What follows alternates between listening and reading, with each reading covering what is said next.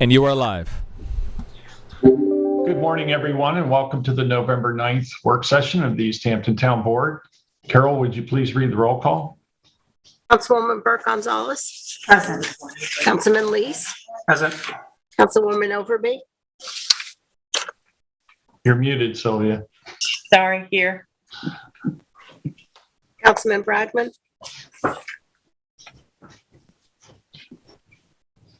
Jeff? Oh, he's frozen. Frozen. Looks like he's here. Supervisor Van Scoyac. Present. Please join me in saying the Pledge of Allegiance. Pledge allegiance to the flag of the United States of America, to the republic for which it stands, one nation, under God, indivisible, with liberty and justice for all. Today's work session will begin with a public portion where any member of the public may address the board on any topic. We ask that you please keep your comments to 3 minutes or less. We have a very full work session agenda today, which will include implementation of the Wainscott Hamlet study plan. We have our outside consultants, Lisa Curry and Peter Flinker, presenting. The KH2 updated economic impacts analysis. This is East Hampton Airport with our outside consultants from HR&A. The 2022 Community Development Block Grant Program budget presented by Tom Rule. Various proposed stop signs by Councilman David Lees.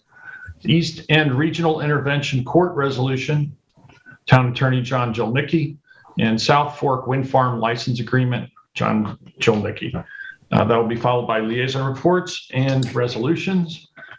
At this point, Jason, we'll go to the phone lines. So we have any callers? We currently have no callers, but I am calling in with the phone lines right now. They are open, and everything has been tested. Okay. In that case, no callers on the line. We will go to the implementation of the Wainscott Hamlet study plan. Do we have our consultants, Lisa LaCourie and Peter Flinker, in the waiting room? Yes, we do. I'm admitting them right now. Thank you.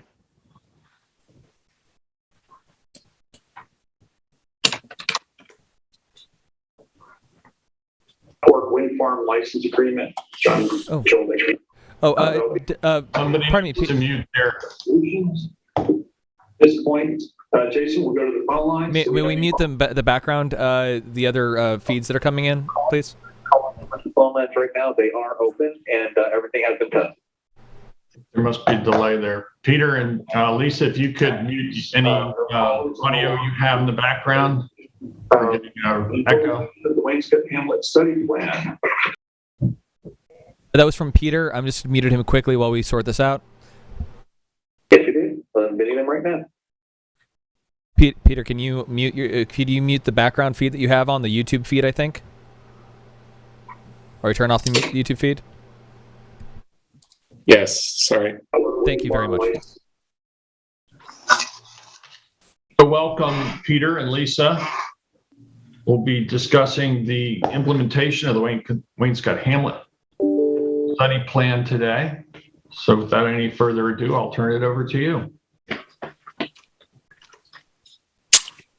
All right. I'm going to share my screen and put up our PowerPoint.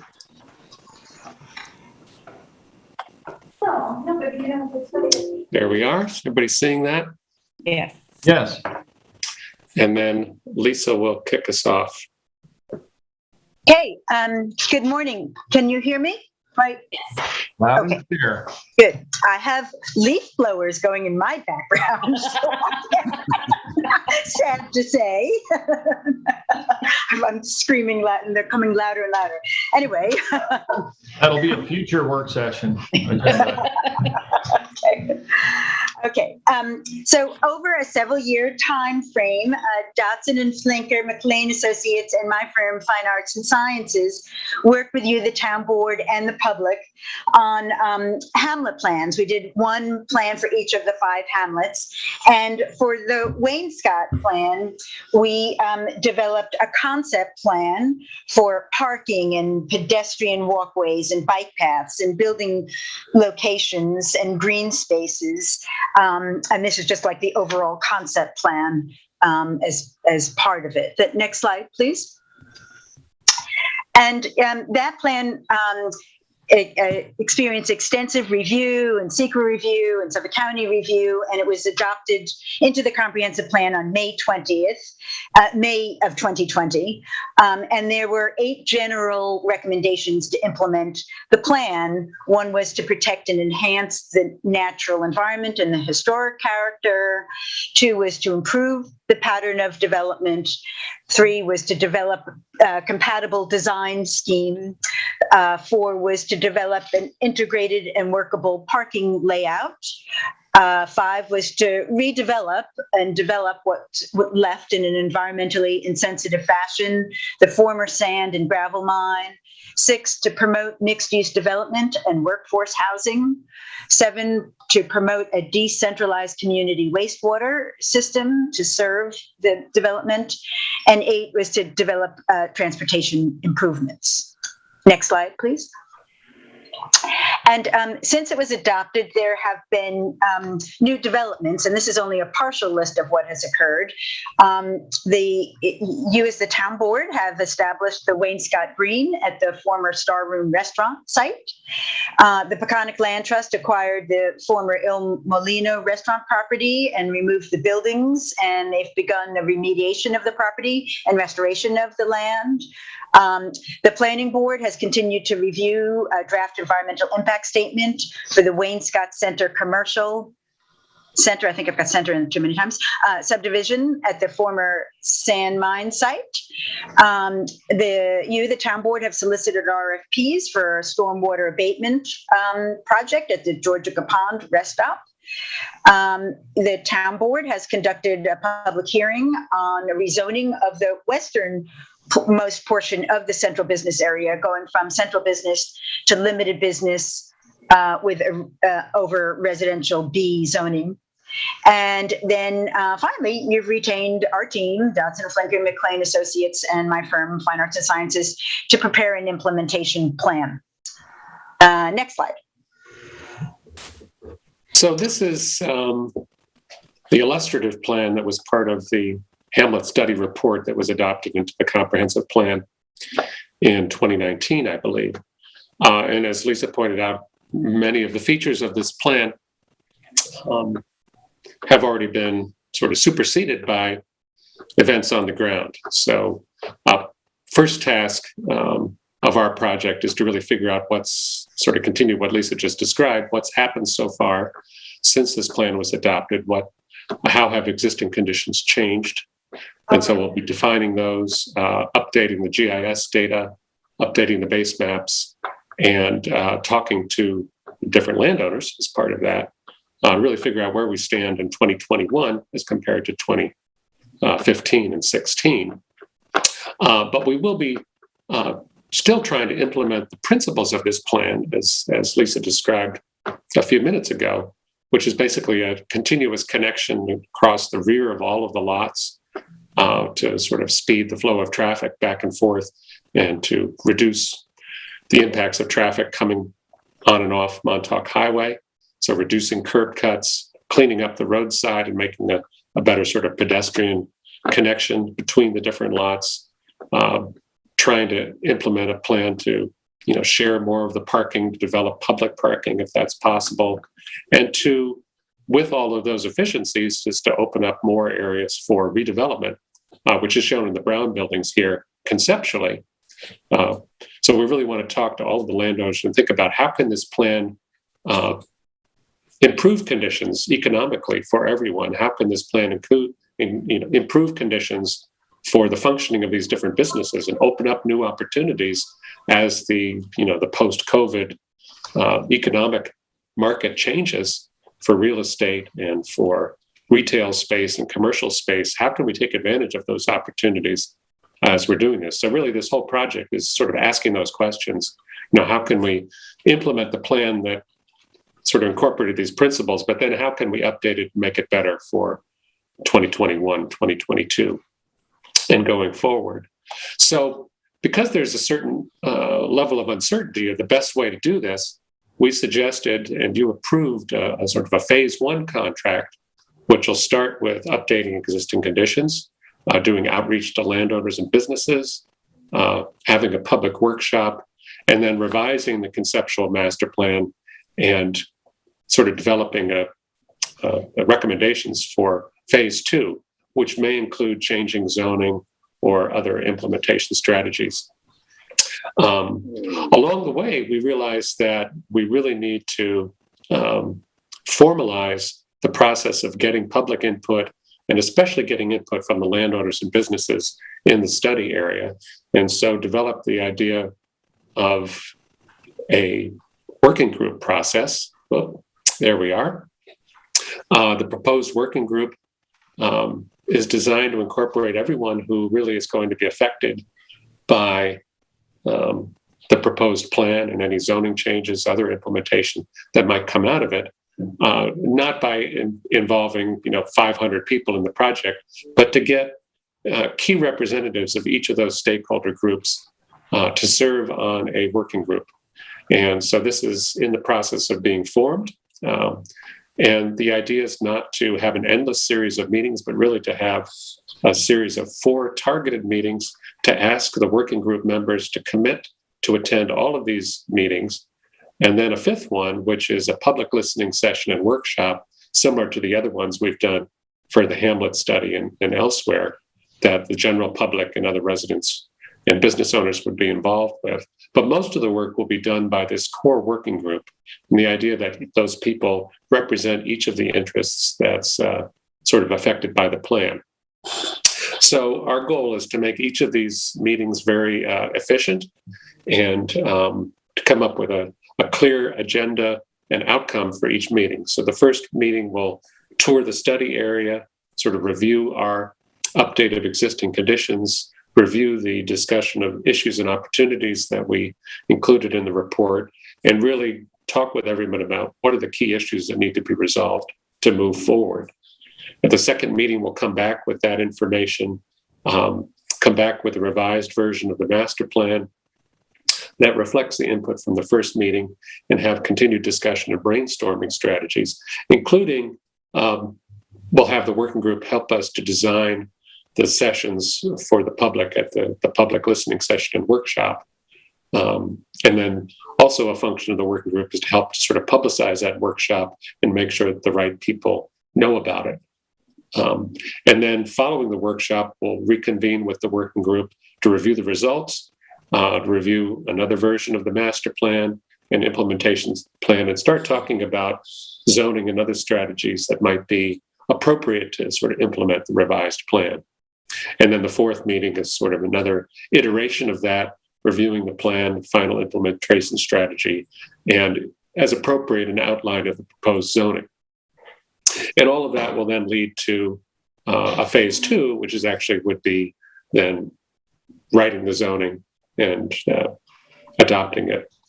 Can I ask a question? What's the Yes. time frame for this process? I think, Lisa, you can correct me if I'm wrong, but essentially we want this to not stretch out too long, probably over the next 6 months. So the idea would be a series of meetings, probably most of these would be virtual meetings over the course of the winter, and then be able to move forward in the spring with the phase two. Lisa, do you want to talk about our working group members so far? So we've been working with Sylvia, who's also been working with the Wayne Scott CAC, keeping them involved and informed about what's happening. And so far, we have these 7 volunteers to be part of the committee. Carolyn Gluck, who's the CAC chair, and Bruce Solomon and Lorianne, if someone can help me with their last name. SPL. Thank you. Okay, so they're CAC members. Philip Young, I believe, is both a CAC member and also a Wayne Scott business owner. Sarah Davison is Friends of Georgia Pond Executive Director. Arthur Rauscher is a Wayne Scott business owner. And Pat Trenzo, the third, is a Wayne Scott business owner. So we would... Lisa, I have 3 more people that have volunteered. So all members, I can give you their names. It's David Doty, who is also on the commission, the Suffolk County Planning Commission, lives on Westgate. Esperanza Leone, who is vice chair of the Architecture Review Board and lives in Wayne Scott. Doreen Nichols, who lives in Wayne Scott. And Jose Arandia, who is on CPF and a member of the Wayne Scott CAC. Oh, great. Excellent. So we'll compile this list together. We'll look at it and see where we might be missing any sort of representation. If anybody else from the town board has recommendations, please forward them on. This is now public, so I expect... I mentioned this. Are we going to outreach, or is it appropriate to outreach to a representative from the current application for the Wayne Scott Industrial Center also? Well, yeah, so... Commercial Center, yeah. Wayne Scott Commercial, I apologize. Okay. So obviously we're going to also, part of this process is to reach out to each property owner. So the question is to whether they need to be on the committee or not. So if you would like them to be part of the committee, we'll reach out to them, whether it be them or their attorney or, whatever it is. But they are definitely part of this process. Whether they're on the committee or not is still to be determined. But thanks for bringing that up. Thank you.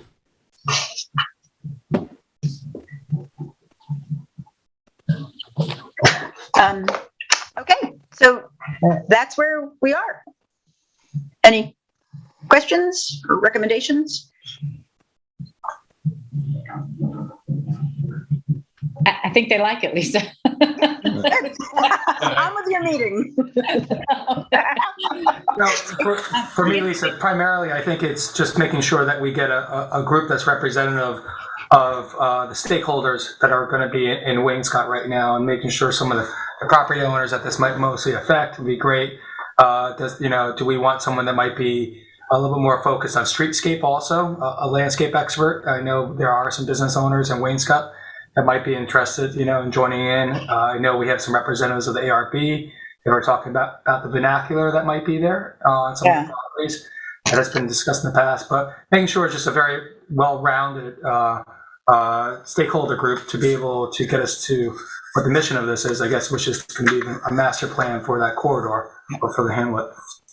Just so the town board knows, we've talked about this in the last 2 meetings, if not more. I mean, just getting a committee together at the Wayne Scott CAC. So, and they've been sending me, their names slowly but surely. As you may or may not know, the Wayne Scott CAC has 12 members, but their meetings can comprise, up to 35 or 40 people. So it has been a little bit of a stone, in the water to circle out to others that aren't members of the Wayne Scott CAC. And so that's how I think we got some of the other members to join, as well as contacting them personally.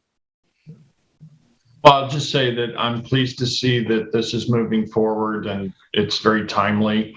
And I know there's a great deal of interest in the Wayne Scott community to see the plan advanced and implemented. And so I applaud that.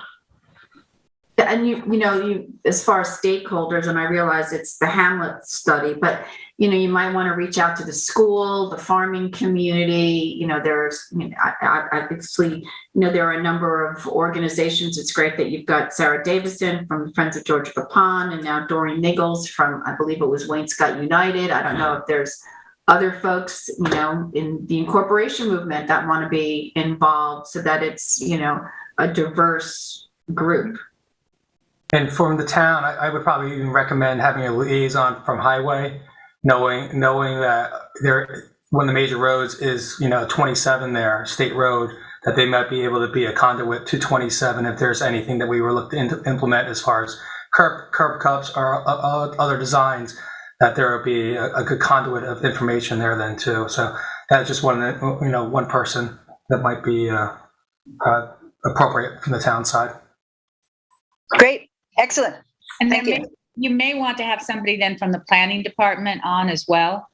So that goes without saying. They don't have any choice. All right, they don't have any Okay. It's part of their job description. They're not volunteers. Got it. Good.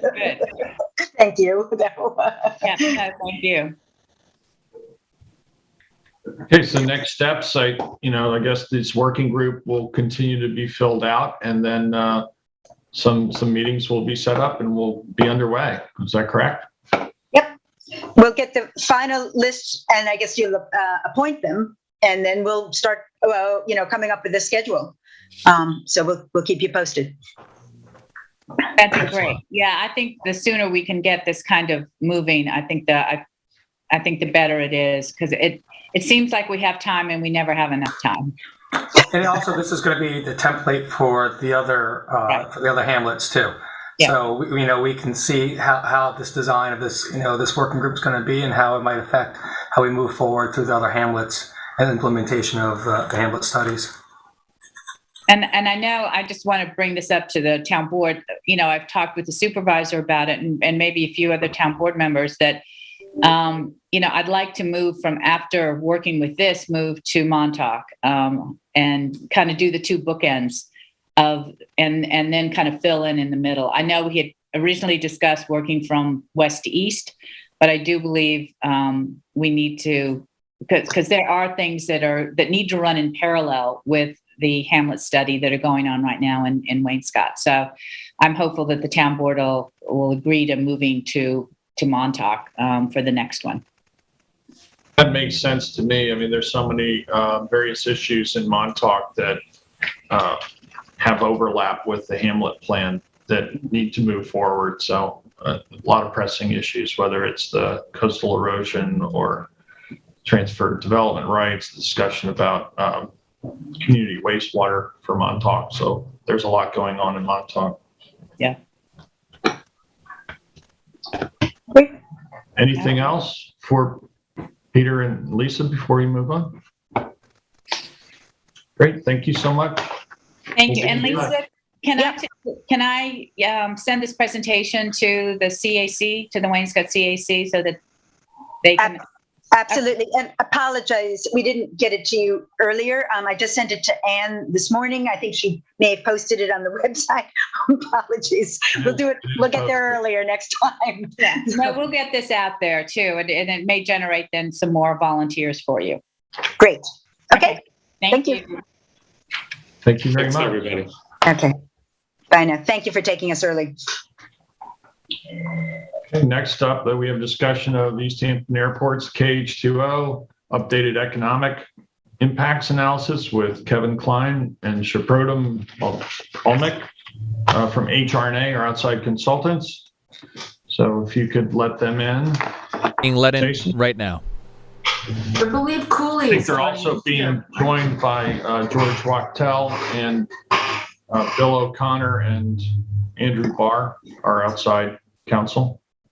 William O'Connor is joining right now. I do not see. We also have Nicole Libby in the waiting room and Sal Giuliano, but we have no one else in the waiting room.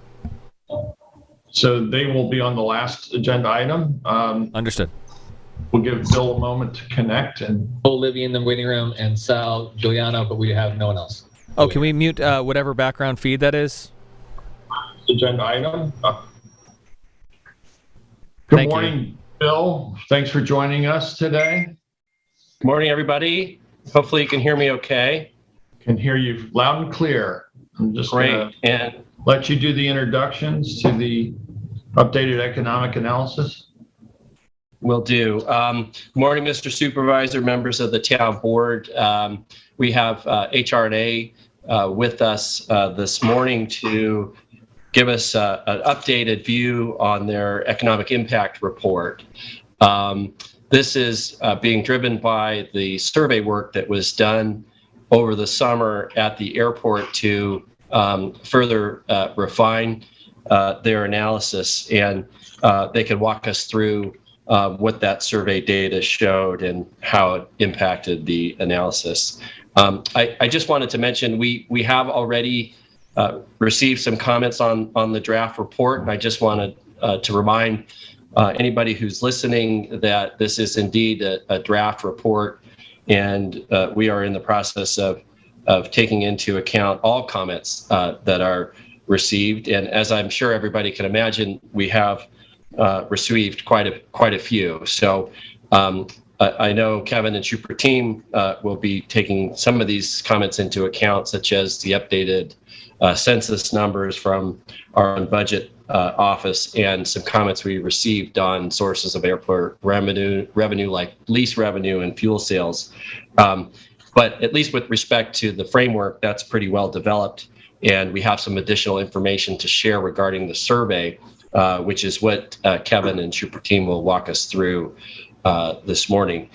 You will notice that some of the slides in terms of how they're structured are the same, but the results are slightly different. So I'm looking forward to hearing from HRA, and I'll turn it over to Super Team and Kevin. Thank you, gentlemen. Great. Good morning. Thank you. Can everyone hear us? Hear me? Yes, we can hear you fine, Super Team. Excellent. So, Kevin, if you can pull up the summary presentation. Do you have access?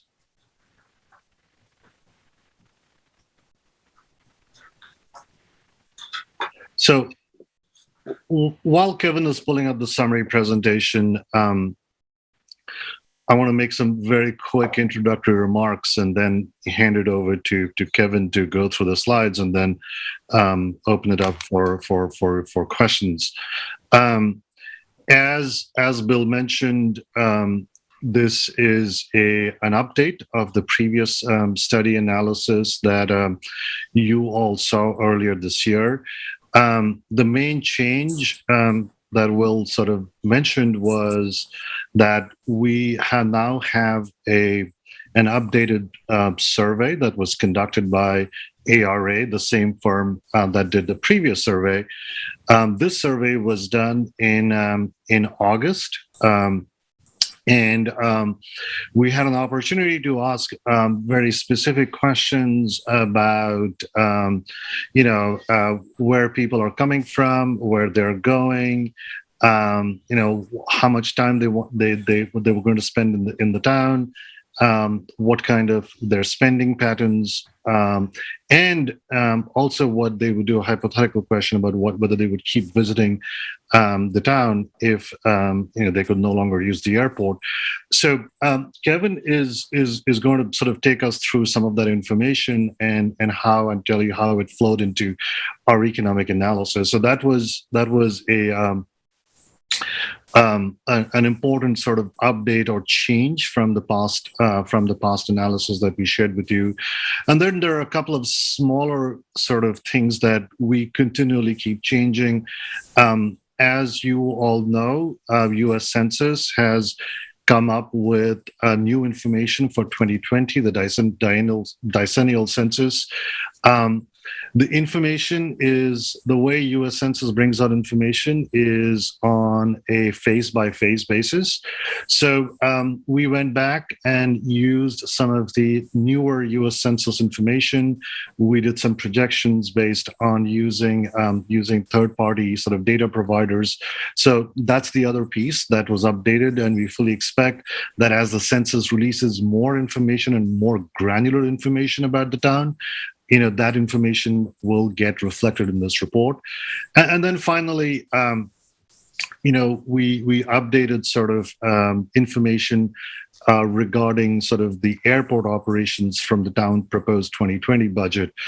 So that's reflected here as well. And again, as that sort of proposed budget information changes and we get sort of actual sort of expenses, that part of the analysis will also be sort of refined going forward. So that is sort of an overview of the work that's gone in over the last few months since we last met you. Kevin, if you can just flip to the next slide.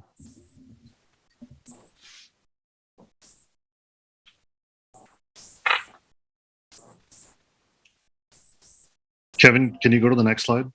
So I don't want to just kind of, you all have sort of met us and know about HRNA.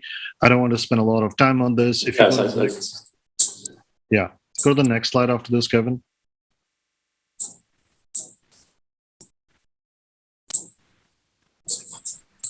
I think there's a little bit of a lag, right? Yeah, I think just the previous slide is fine, and then I can hand it over to you.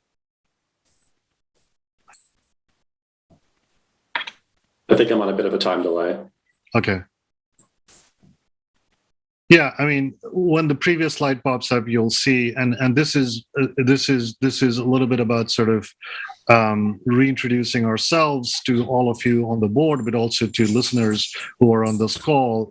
That HRNA has done a significant amount of work both locally in Long Island on various projects, both in Nassau and Suffolk County, as well as has deep experience working on doing economic impacts for airport and operations. So we bring those two things to the table as we have sort of analyzed and reviewed the impact of airport operations on the town of East Hampton. So with that said, Kevin, I'm going to hand it over to you to take us through these slides.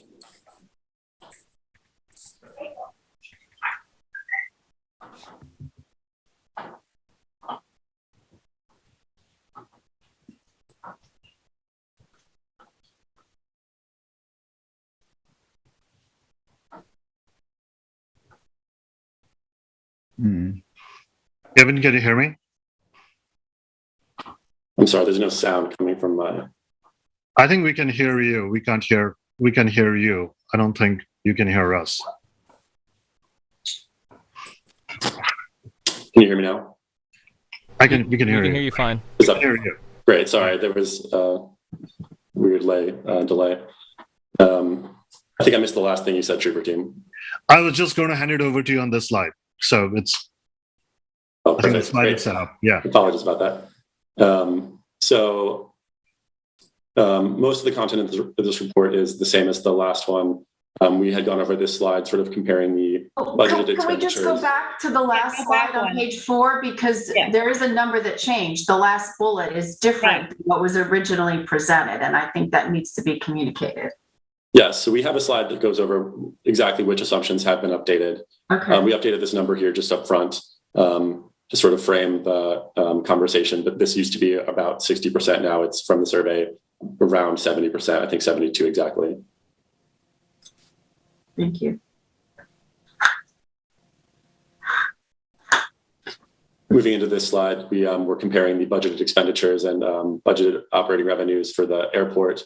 The main point of this was just to say that the airport itself is revenue neutral and generally it represents a pretty small share of the overall town budget. I know there were some comments on this slide. Yeah.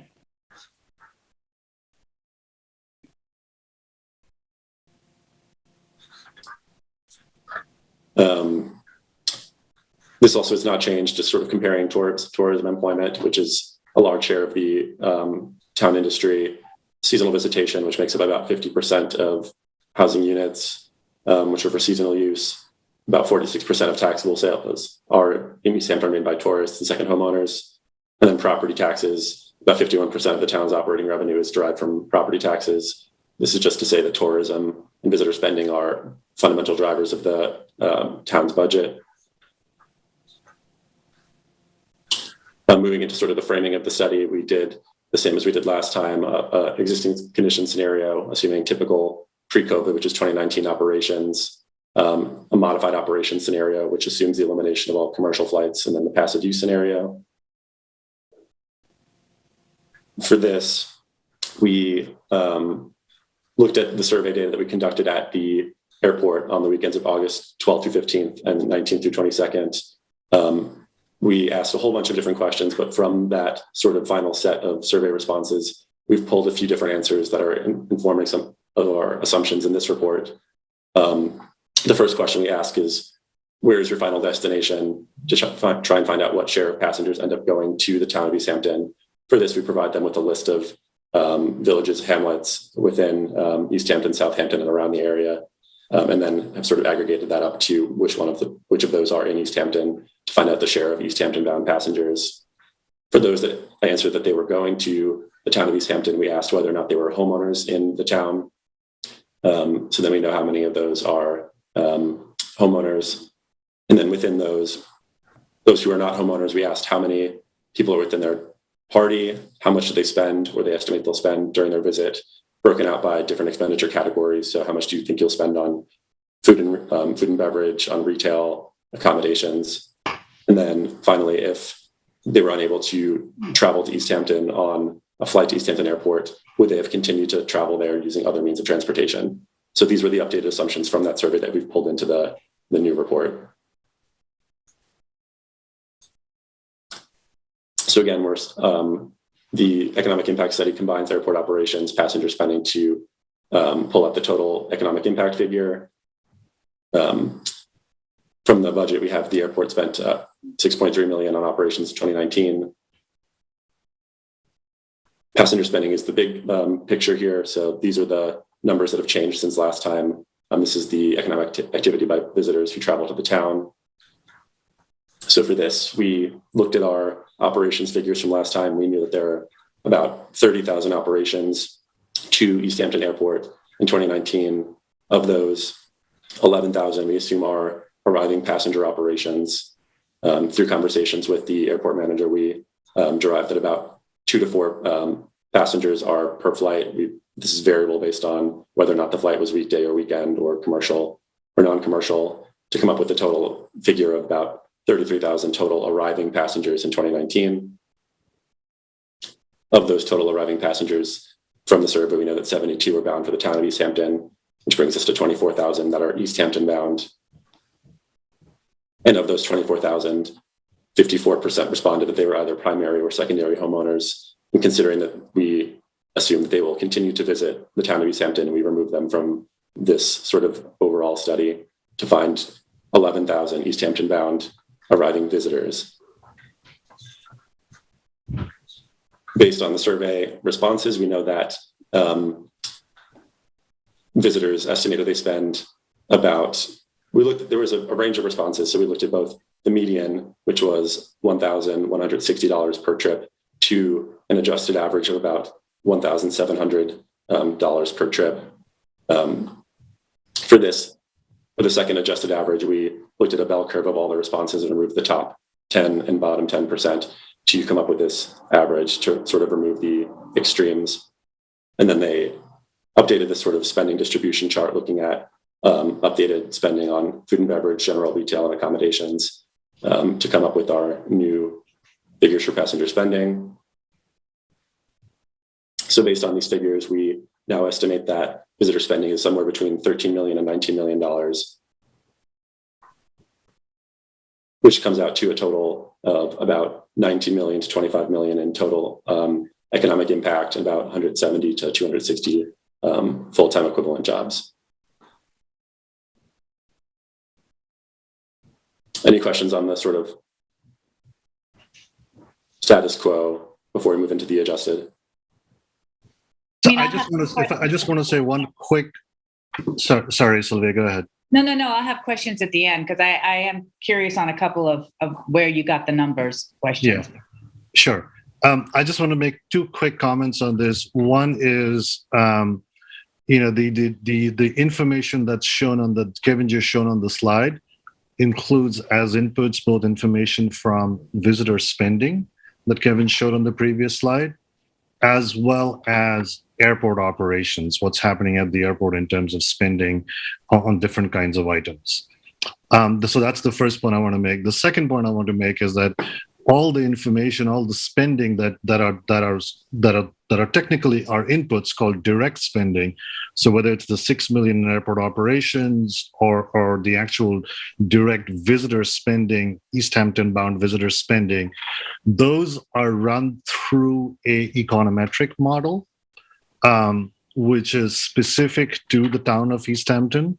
And that really estimates as each dollar is spent on town of East Hampton businesses, how that circulates through the East Hampton economy. So the numbers that you see over here in terms of total output and total jobs reflect and includes the multiplier impacts of the initial spending, both from the airport operation side as well as from the visitation side for East Hampton bound visitors.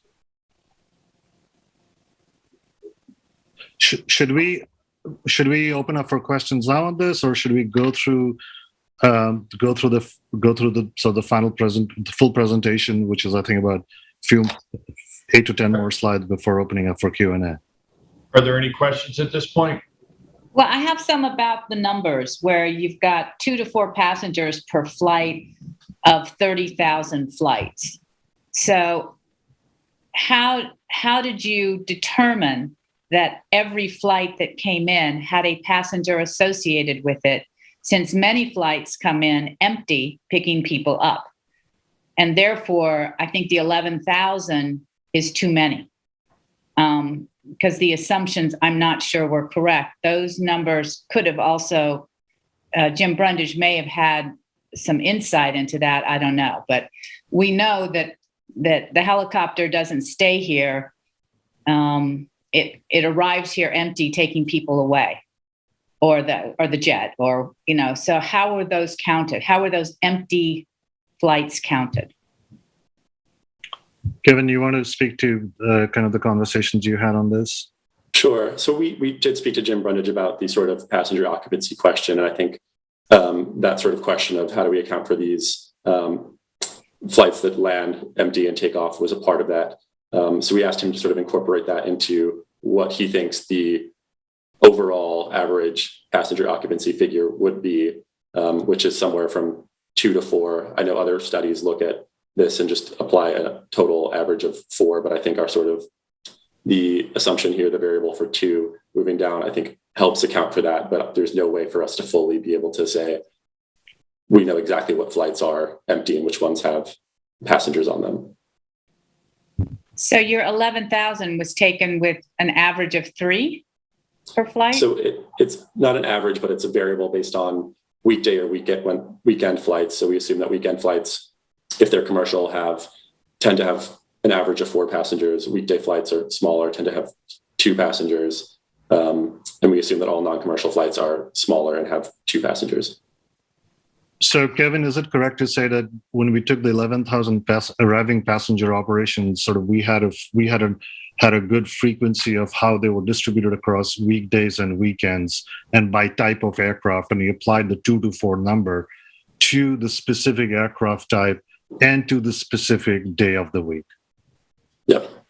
So there is like a spreadsheet, if you will, behind this with very specific information that we got from the airport manager, as well as from, I believe this is the FAA sort of tail information and so on and so forth that HMMH sort of pulled together.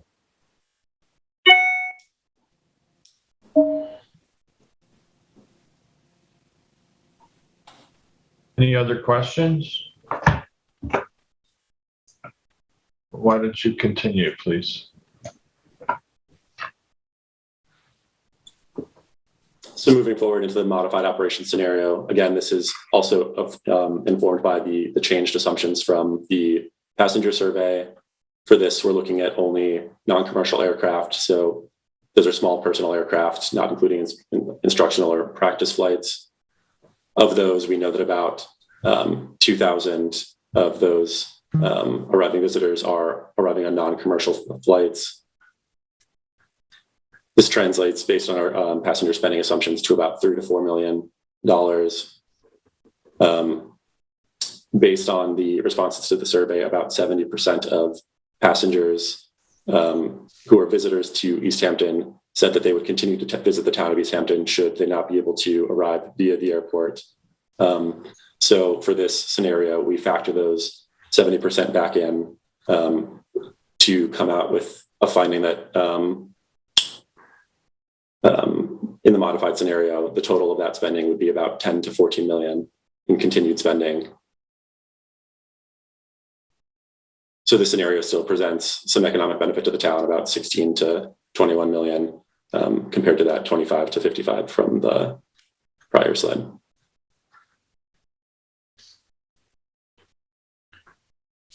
The passive use scenario, I don't know if you want to go through these slides. This has not changed.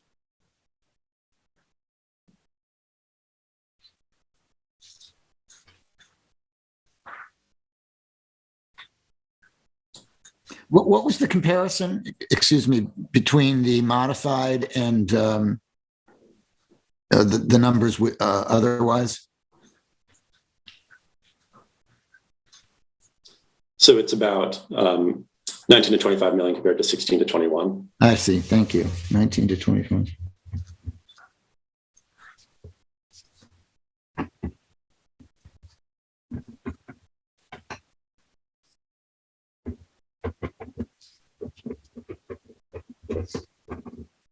Do you have any questions on these sort of updated assumptions or outputs? Well, just total jobs. You're just assuming if people are spending less, then the jobs aren't there to support, then the numbers aren't there to support these jobs. Correct? That's correct. Okay. I would know plenty of businesses that, you know, I don't know that they would agree with that number particularly, but anyway, I think that's all COVID related in many ways too. So, but I see where you got the number.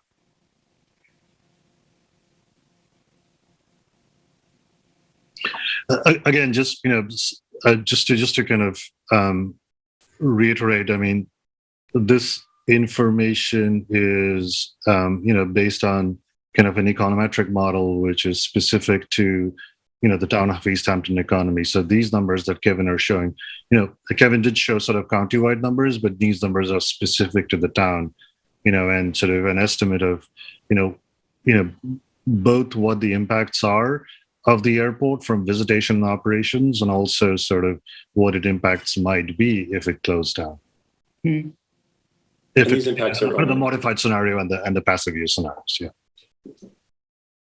So is it fair to say, just for the sake of clarity, that these aren't exactly mathematical calculations? These are your best, I don't want to call them estimates, but your best calculation using reliable modeling techniques brings you to these numbers. It's not like this is a definitive, math equation. Is that correct? I'm just trying to understand this as a lay person here.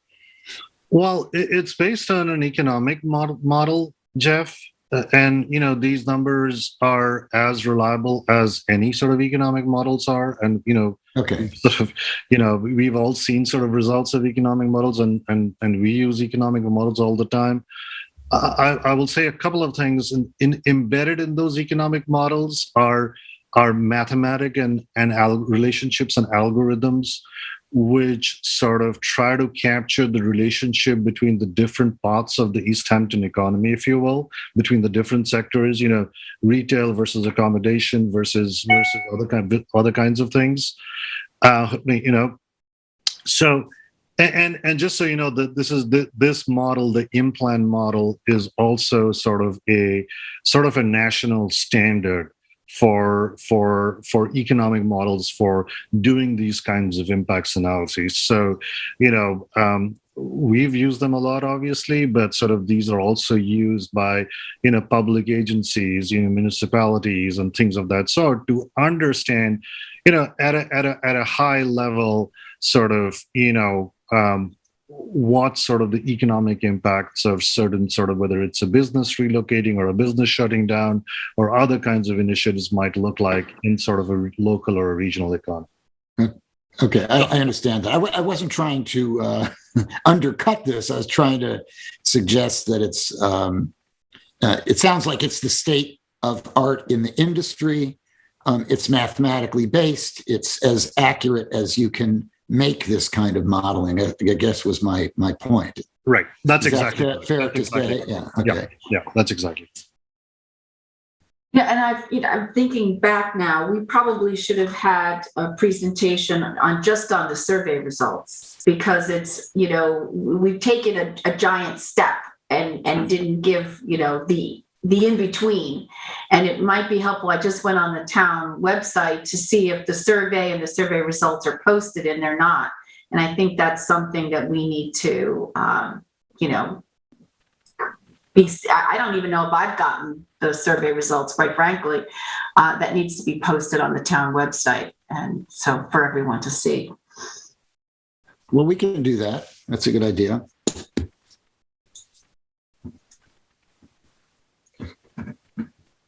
And we'll have George Wachtel from ARA, who conducted the survey operations, join us in a few minutes. He's also available to join us at noon. Okay. So if you have specific questions, understanding that you haven't reviewed the actual study and the results, about the way he did the survey, I'm sure he'll be happy to respond to them.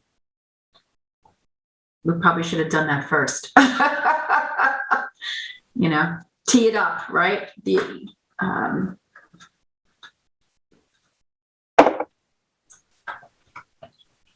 Any other I'm not questions? sure we have the version that you folks just presented.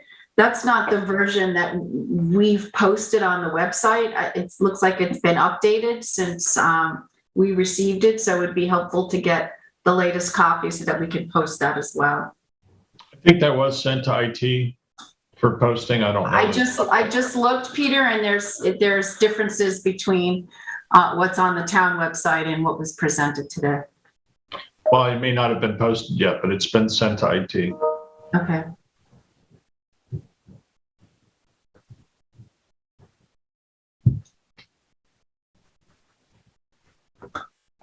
So can we continue here?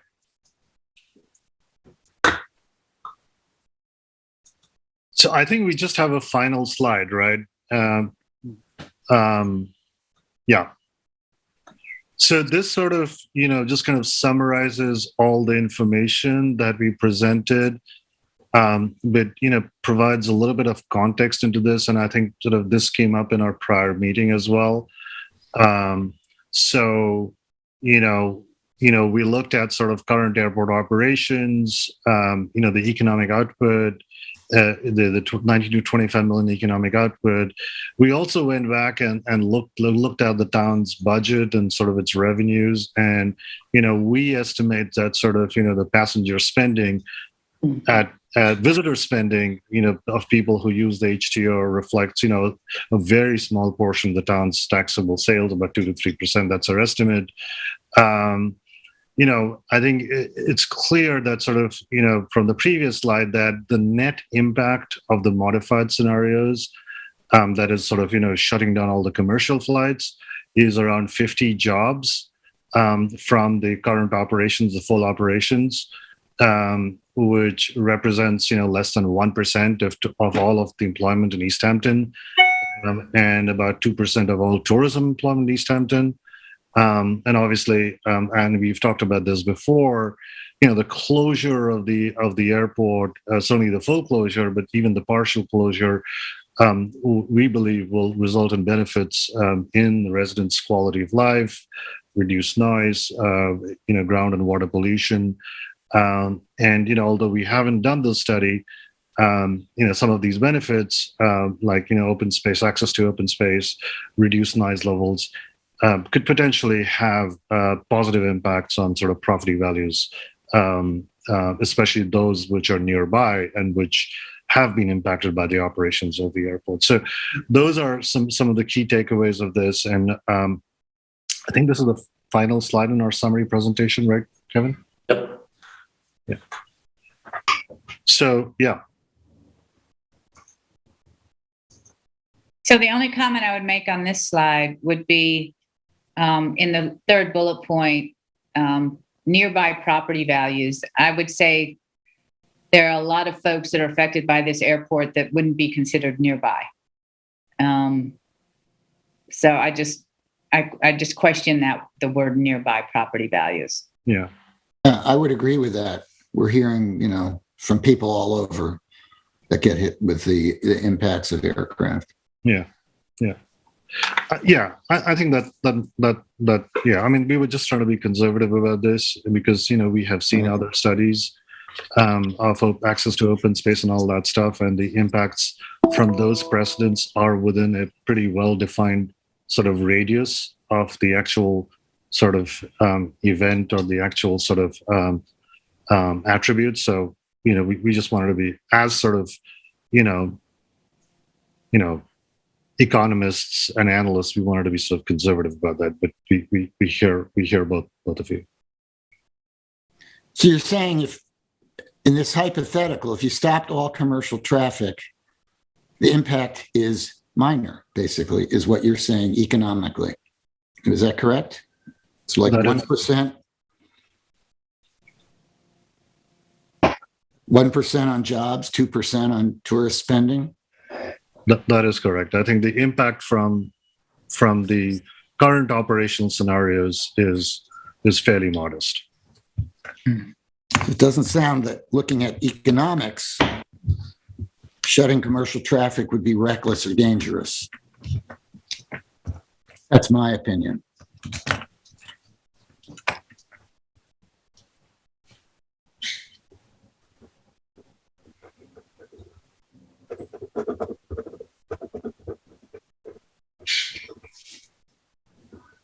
Any other questions or comments? No. I believe we have George Wachtel on the meeting now as well. Hello. Welcome, George. Do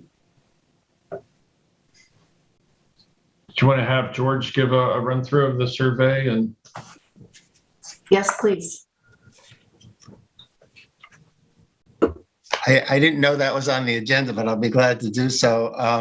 You know that we intercepted visitors in August of this year, and we had done so 2 years earlier.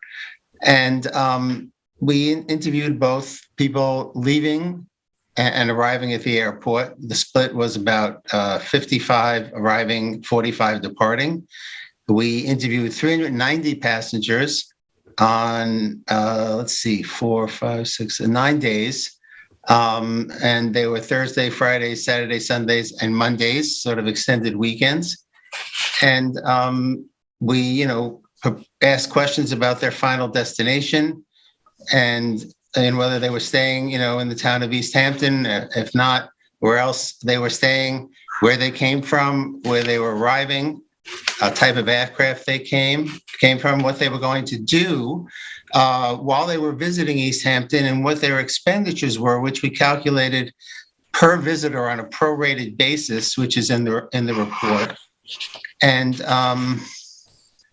we did ask some questions about alternatives to using the airport as transportation if they were going to come anyhow, and how else they would travel there. And lastly, a little about the primary purpose of their air travel, the number of times they traveled in a typical year, and a rough demographic on age, which we did strictly by observation. That's in a nutshell. any questions for George on that process? Could you give us a high level, a summary of what you found and when you surveyed 390 passengers? Well, George has provided a summary document, which we've sent to you all. I'm not sure where that is. I can just tell you some of the bullets I have here. That 6% of had a primary residence in the town of East Hampton, 33% had a secondary home, and 34% who were visitors and whose final destination was the town of East Hampton. And then we've delineated the other towns. I do not have that. I apologize, but I didn't know that was what I was going to be doing today. I do not have a summary in my hand. If there's a question on some particular point, though, I do have the data and can respond to it. Was anything surprising that you saw? Anything that was unusual or unexpected? There was nothing surprising. People were rather vocal in terms of, whether their opposition to closing of the airport or the perceptions that the airport would be closed in many cases. There were other people, who said, as you know, there are a number of well-known personalities that come through that airport. And a couple of them, in one case, a very well-known comedian's wife commented, if he didn't have his jet, he wouldn't be able to live here because he couldn't get to his work. So, obviously, it was something that touched a nerve in many people, but we got a pretty good response, and people were straightforward in their opinions.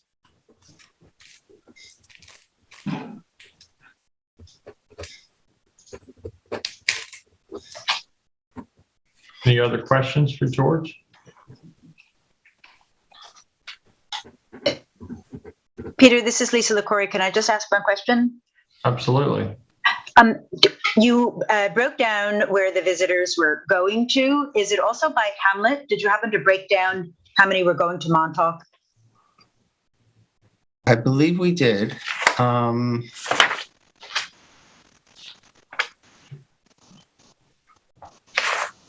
Yes, we provided them a list of all the different hamlets within the town of East Hampton as options. Great. I'm not asking for the answer right now, just to know that you did it. We could look at that when you need to. Thank you.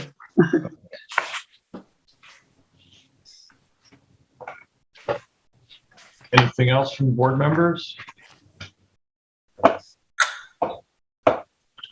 Okay, well. No, but Kevin, if you can recirculate the summary of the survey, it would be greatly appreciated.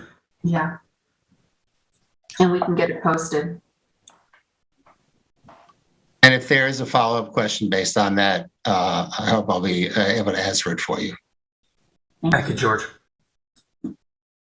Thank you very much, gentlemen. And we appreciate your input and bringing us up to date with this new information that was been garnered. We'll move on now to our next agenda item. Thank you. Thank you. Thank you very much. Jason, if you could let Tom roll in, please, to the meeting. Absolutely.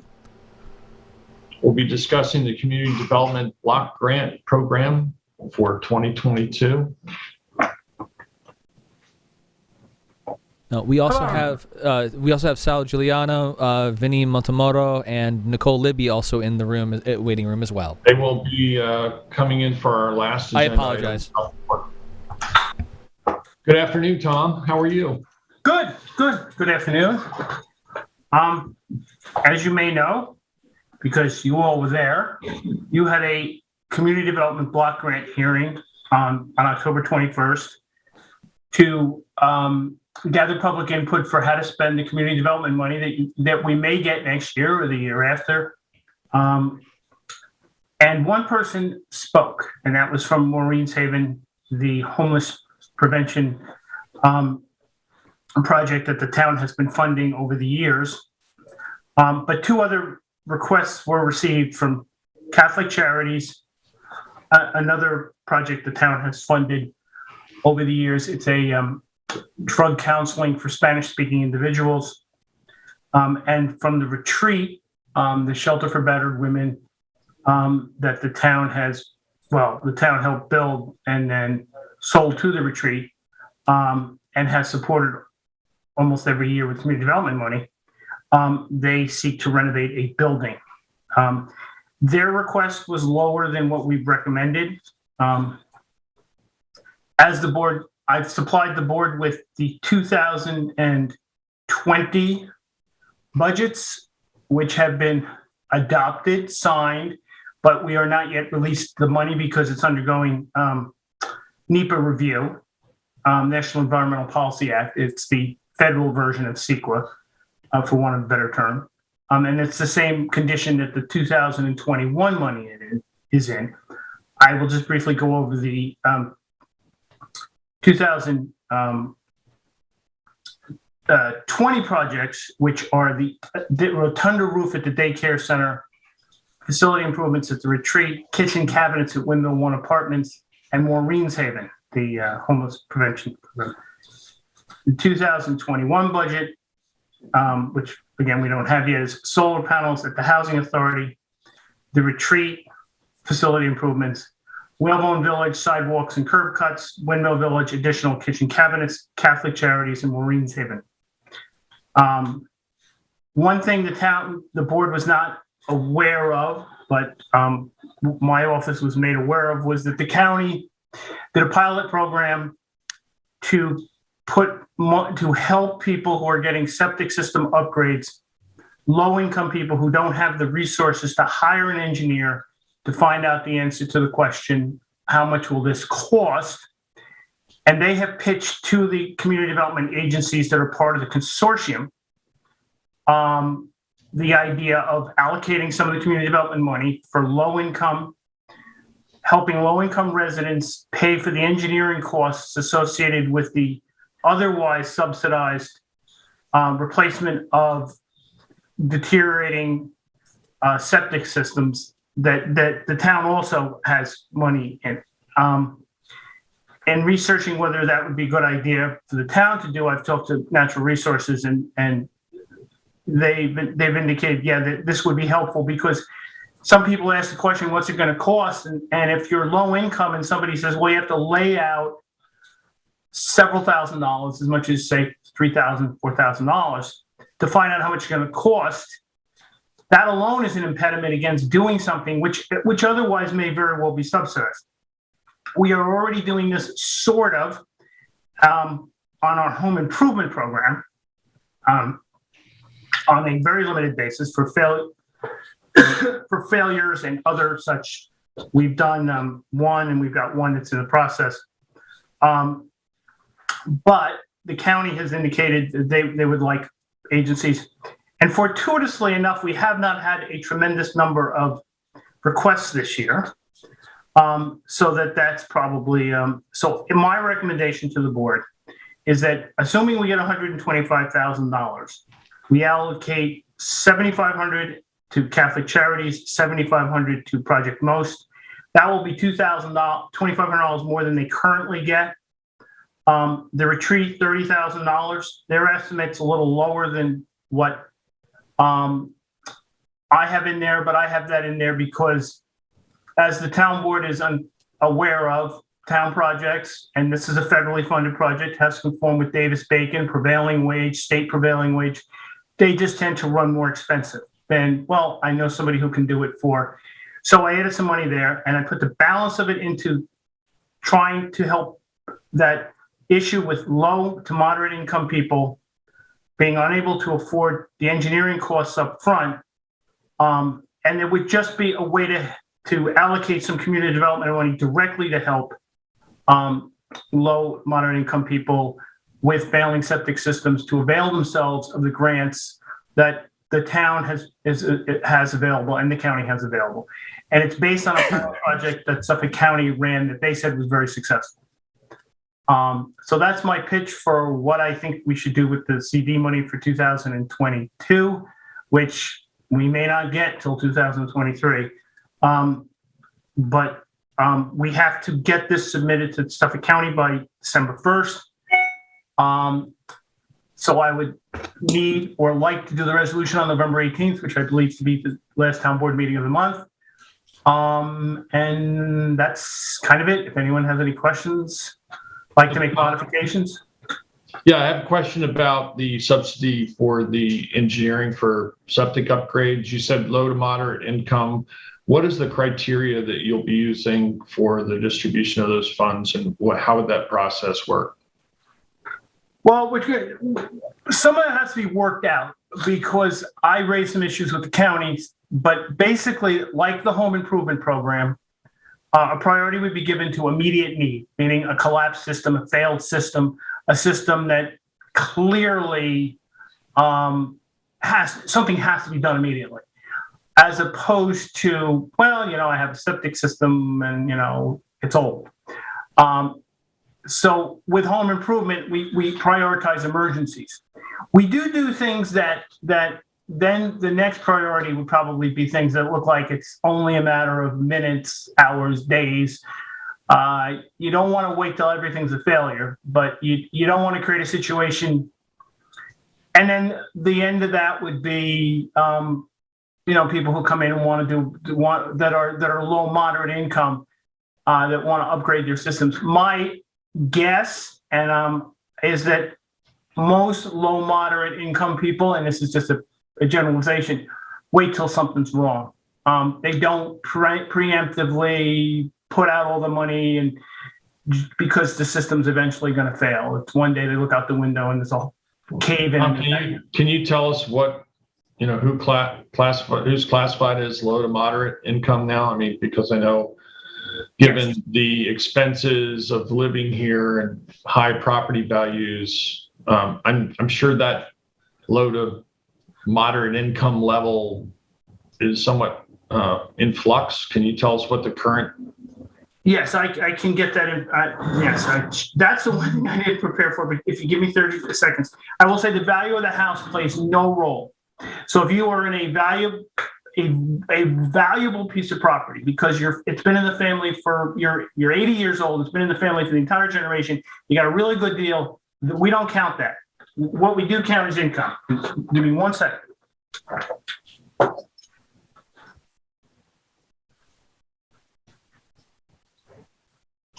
So is there any comments on that recommendation about providing?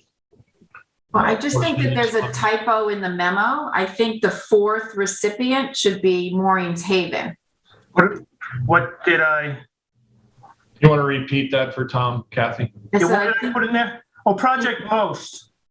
You meant Maureen's Haven, right? You're absolutely right. That is a mistake. For that one, I take. That's just I just put the wrong one in. Sorry about that. We didn't hear from Project Most. They didn't put in a request. No, they did not put in a request. That is literally me being completely wrong. Okay. I don't right now off the top of my head. The one thing I didn't prepare for was the income figures. But it's not low. It's not. It's. All right. Give me 1 second. Sorry. I mean, I know that number is continually being adjusted upwards, and what might be considered low to moderate here on Eastern Long Island would be considered moderate to high income in some parts of the country. And again, that relates to our very high cost of living here. I mean, I think at one point, 130,000 was considered moderate. Okay, well, I have the numbers because I have a good staff and they know where everything is. And without them, I couldn't answer half these questions. Okay, for a family of one, it'll be $70,960. Family of two, $81,040. Family of three, $91,200. Family of four, $101,280. Family of five is $109,440. $117,520 for six. $125,600 for seven. $133,760. We use all sources of income. We count Social Security.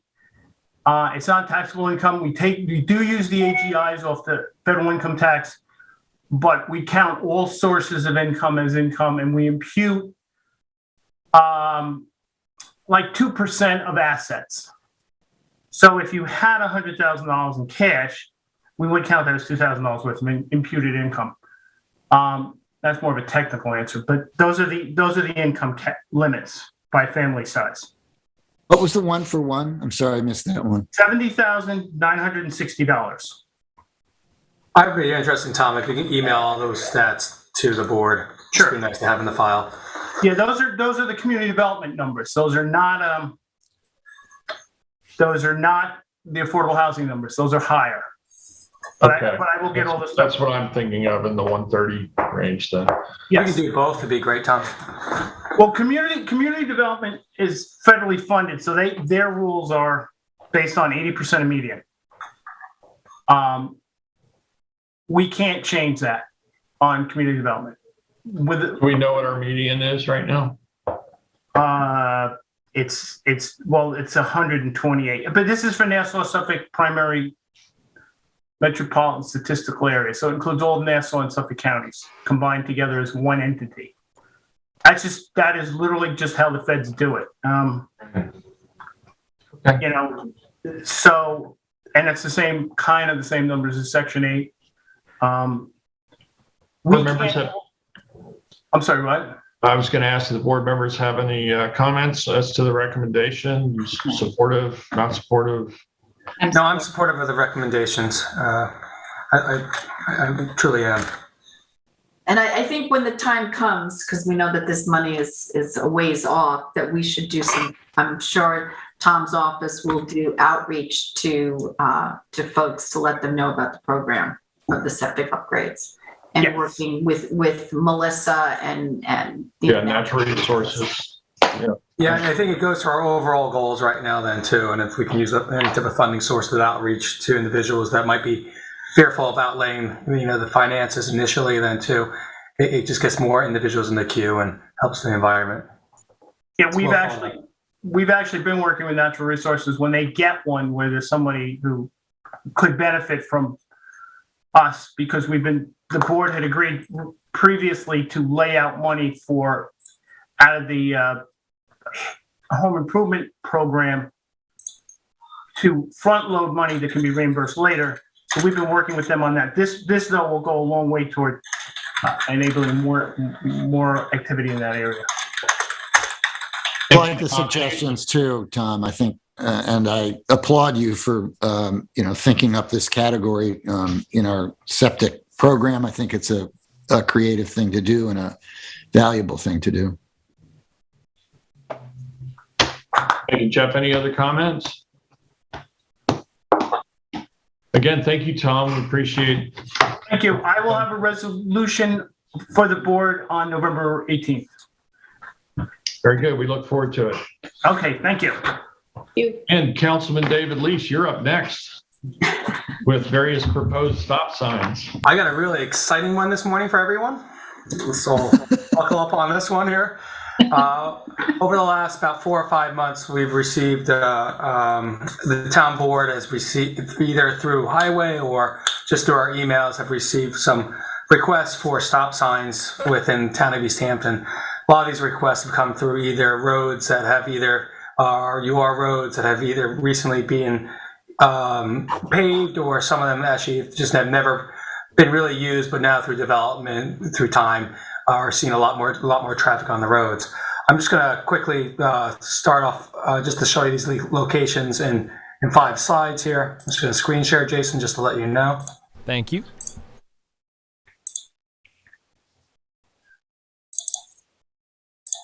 So again, what we're looking at, just discussing is additions to Chapter 240-58, is Schedule 7, which would be for stop sign intersections. One of these first locations that came in is off of Mile Hill Road. The 2 intersections there on Phoebe Skoy Road, and then also the Settlement Court, we will be looking to add 2 stop signs in these locations. We did receive requests from homeowners in that area and homeowners associations that there are no stop signs there, and they're currently not in the code. And those would be 2 locations that I'd be interested for the board to review. I have to say, I was a little surprised by that one when you first brought it up, because that's a route that I travel with some frequency and never realized that there actually wasn't a stop sign at that intersection. It's kind of surprising that you have a right angle intersection with no stop sign. So, yeah, I think it's these roads are being traversed a lot more often right now, and unfortunately, if someone does run a stop sign on there, and it's not in the code, we can't necessarily enforce it then too. And I think for public safety that these locations should be looked at. I agree with you, Peter. Sometimes, like there's one closer to my neighborhood, same thing. Don't really recognize it until we start looking into it. I bike in that area, so I second that. I bike in there, and those stop signs will help. You got to be really careful when you hit those intersections. To me, common sense tells you have to stop if you're coming down one of these side streets and you want to make a right or a left onto Mile Hill Road. Wouldn't you think? Yeah, I mean, it's just somebody might be unfamiliar with the road coming at night, and all of a sudden they're driving along at 30 miles an hour and there's no stop sign, and they just blast right through. Yeah. So Another location in the nearby area up there would actually came from a request from one of the homeowners associations or of landfall. And this is actually on Bering East Road and North Pass Road. This to the left is the entrance to Cedar Point Park, and they're seeing traffic not necessarily yield or understand the roadway. So there was a request for stop signs in this location also. I know that the board, I forwarded that email that I received from that homeowners association. Third. Where's the entrance to Cedar Point? Just help me find this. On the far left here, Jeff. Yeah. Okay. So Cedar Point, and you just go up along, and this takes you back in. Oh yeah. Okay. So why does it need 3 stop signs? Why not just one stop sign on? I'm sorry, I can't read the road. Sure, no, that's It's North Pass Road. Yeah, North Pass Road is here, and Bering East, and that's for the discussion for the board. We could make it a three-way intersection, or just do it for North Pass Road. I'm up for any of that discussion. I just wanted to present it to the board. The request actually was for North Pass Road, and my next sentences was going to be, I put in 3. I don't know if the board thinks it's best for 1, but maybe if we just go out there and, as the board wants to see the road and how it gets used. Yeah, I personally don't think you need more than just the one on North Pass. Yeah, I don't see the need for the other 2. Yeah, there's so few houses there. Yeah, that's fine with me, no problem. So we can start with North Pass Road, and we can phase it in. If the homeowners on that location see that one it works for public safety, we can do that. If you want us to add more, we can come back for discussion. So I can write that into the draft for legislation. Okay. Next is actually a little bit closer to my house. Again, this goes on Harbor Boulevard. Individuals on Park Street, which is down here, got multiple individuals contacted my office because there were accidents. Again, it's Old UR Road. There is on the yellow where one set of stop signs has been legalized. There actually are 2 sets here that have not been legalized but are in place. I would like to legalize these 4 sets of stop signs, which will cover then the entire length of from Clinton to Springs Fireplace Road for Harbor Boulevard, and that location just looks at the location a little bit more globally. Might not show up best in here, but these are small lots, a lot of B zoning in there, and many of them are being developed right now. And there's a lot more traffic on this street. So what about to me? What about moving north even further, or what direction am I? Yeah, and what is right there? What is that area? So Clinton on here is you got a stop sign on. This is where you have a stop sign on Harbor Boulevard here, but not in Clinton. So you do stop moving north. And actually, I live very close here. I traverse it almost every day. That intersection is pretty safe. The only thing is the width of the right of way. Of course, you want a little bit larger, but that's a good traffic influencer in that location. Okay. I support all 4 of those. Yeah, I do too. I do as well. Jeff, any concerns on that? No. I think they're all good ideas. I agree. Thank you. The last one here came in from a discussion. I believe there might have been another interaction with a car there. But this is on Wheelock Walk and Post Street. On this street here, it's been recently connected and paved, so there's a lot of traffic that are either cutting through, driving a little faster. So in this location, a 3-way intersection would be potentially be traffic calming and also for safety there. And that was the last request we had. I don't know if anyone has. On that one, I believe is it Post Street there that comes in at a right angle? Isn't there also a line of sight issue there as well? There is line of sight issue with some plantings. We're going to have to look to see if they were in the town right away or not also. Not allowed to plant in the town right away, and we will enforce that. But again, even if it was in the town right away, the amount of traffic and the speed of some individuals, residents in the neighborhood have requested stops. I would support all 3 in that location. I'm good with that. Okay, and I would really check with those plantings in the right-of-way. We're seeing that more and more, that people are trying to make their lots bigger by using the town right-of-way. I know it's come up in the Wainscott CAC and also as we move forward with our tree committee for the Wainscott area. So, you know. I'll alert Highway to that. I know they're active on that, but there's again so many roads on there, and these ones a little bit substandard. But again, yes, I'll look into that approach also. Jeff, are you okay with these ones too, sir? Yes, I am. All three. Well, that was my juicy topic, and what I'll do next is I will draft. We need our seatbelts. We're talking about traffic, so it's okay. I'll draft some legislation, work with the town attorney's office. I'll present it to the board, then just an email, and we'll look forward to presenting these at a public hearing. Again, hopefully some of the public will weigh in. We'll hear from them, and if we have to make any changes, we'll go from there. And then we'll send it up to the state for approval. And once we get that approval, we'll get those stop signs in as soon as Highway can do so. I thank you for your time. Yeah, thank you, David. I know we've received, emails from residents about these locations, and I appreciate you being the one to take the lead on this and put this together and bring it forward. So we look forward to having a hearing on these and subsequent vote. And thank you for being comprehensive with this, so we can do it all at one time.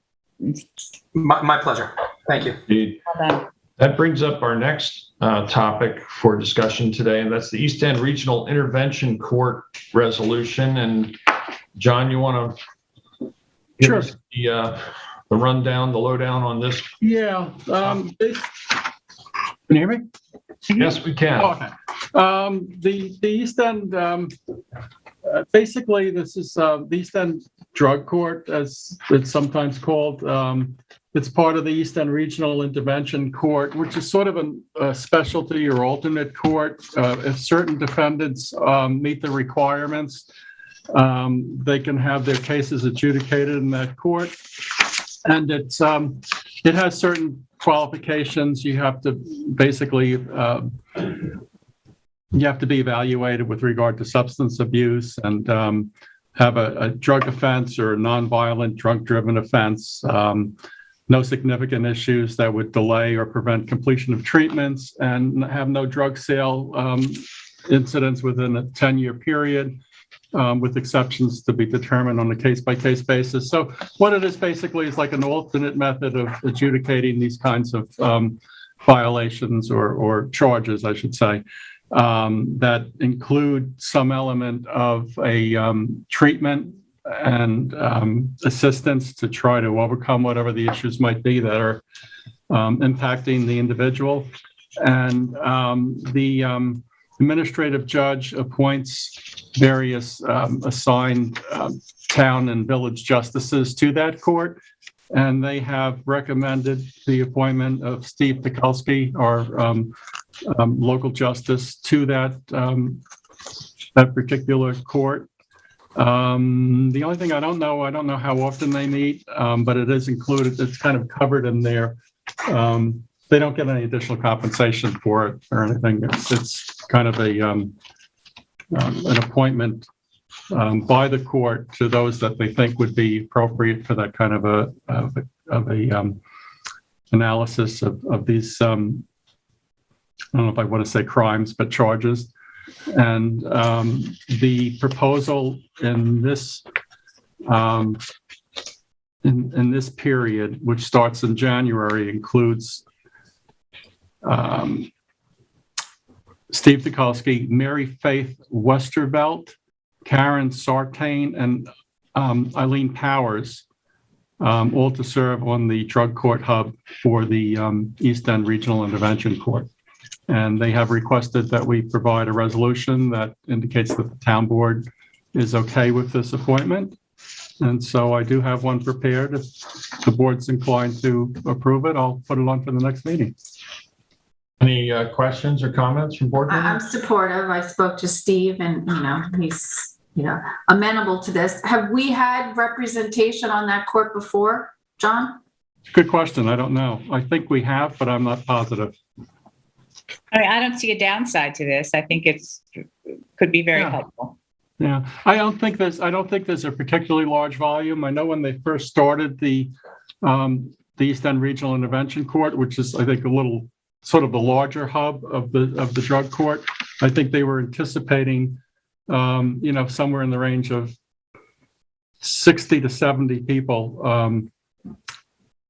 And that was basically during, the entire term.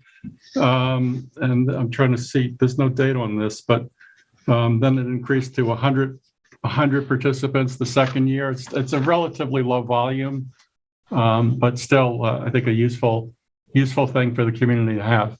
Yeah, from my understanding, it's been quite successful in a number of cases of helping individuals who are having issues get their life back on track. And so I'm supportive of this as well. Yeah, it's not just a penalty. It's actually, trying to help people out to resolve their issues. So it's a good idea. Okay, John, we'll look forward to that resolution. Okay. Thank you very much. And that brings us up to our last agenda item for today, which is the South Fork Wind Farm license agreement. And Jason, I think we have 3 folks from South Fork Wind Farm in the waiting room. If you could bring them in. Yes, we do. We have 3, but we also have Jennifer Garvey joining as well. So it'll be Excellent. 4 in total. Very good.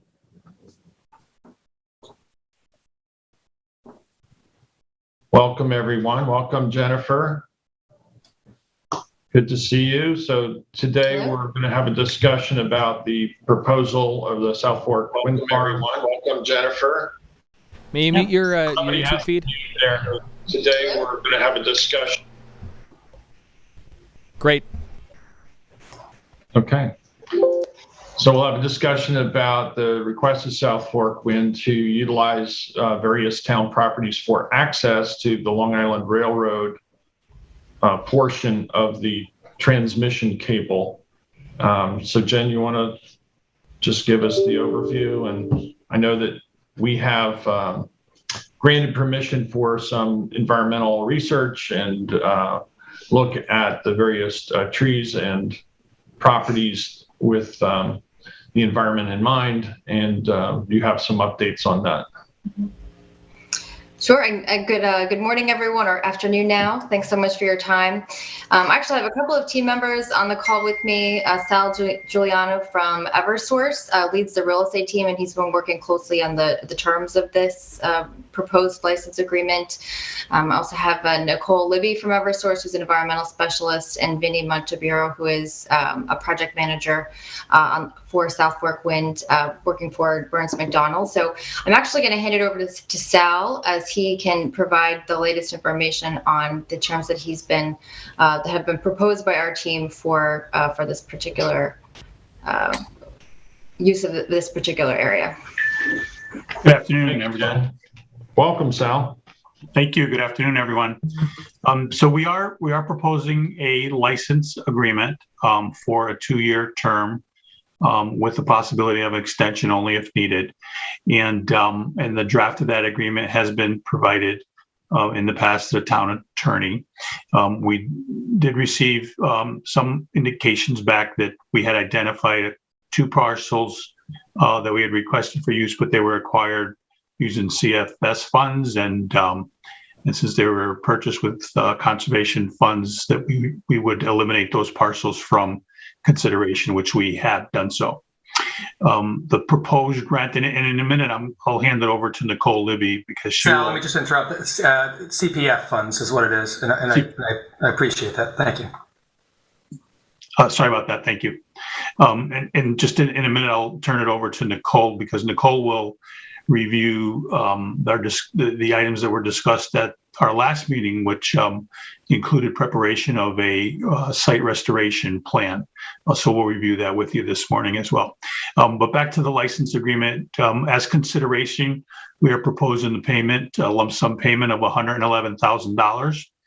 It's calculated on a per square foot basis based on the area that's used or that will be used. And the appraisal, and I based it on appraised values. Earlier this year, we actually had the railroad corridor, which is immediately adjacent, appraised by Rogers and Taylor, and Rogers and Taylor identified an annual rental on a per unit value of 67 cents per square foot. So we rounded it up to 70 cents a square foot. And that's how we calculated the $111,000 for the 2 years. So that's the agreement that's proposed. And I think I could certainly answer any questions on that, but if you'd like to jump in and review the restoration plans, we can do that as well. Yeah, I think at this point, we're familiar with the license agreement. If we could just jump into the update on the re-veg and other environmental issues. Sure.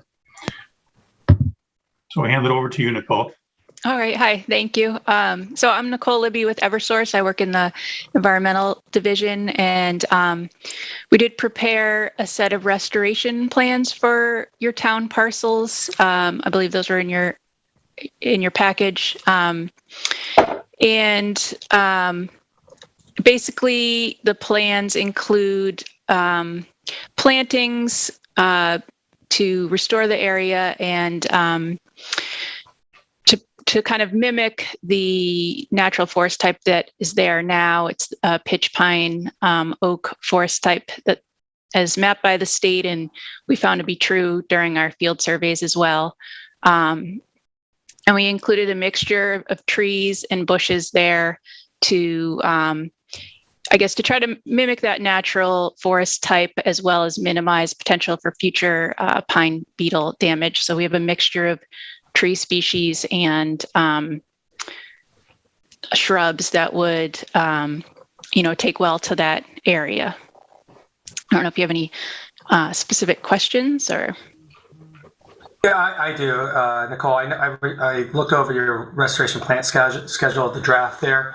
I would just request that, particularly due to deer browse and some of the, particularly the evergreen trees might have some deer browse on them, that we look at a minimum height size a little higher. I think the minimum height size right now is 4 feet.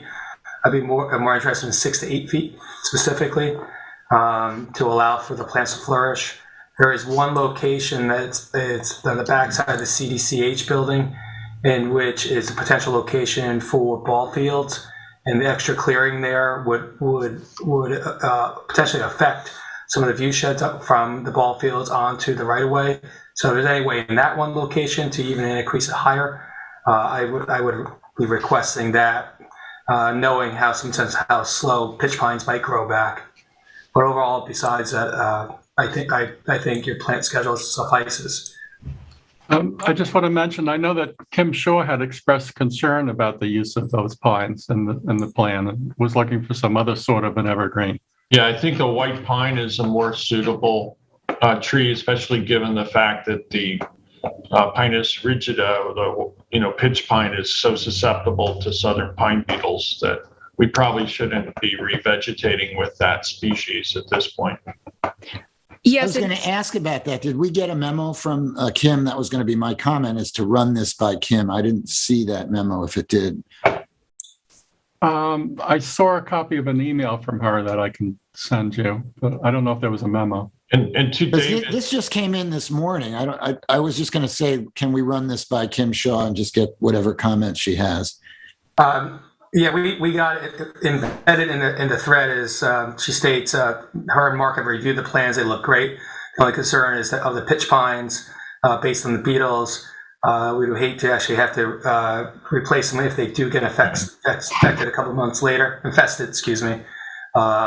Any other evergreen on the list can be substituted for pitch pines. Okay, I didn't see that in the thread.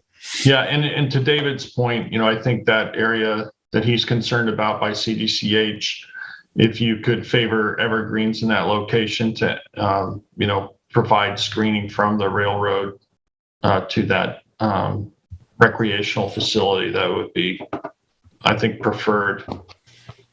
Okay, great. And we did, it might have been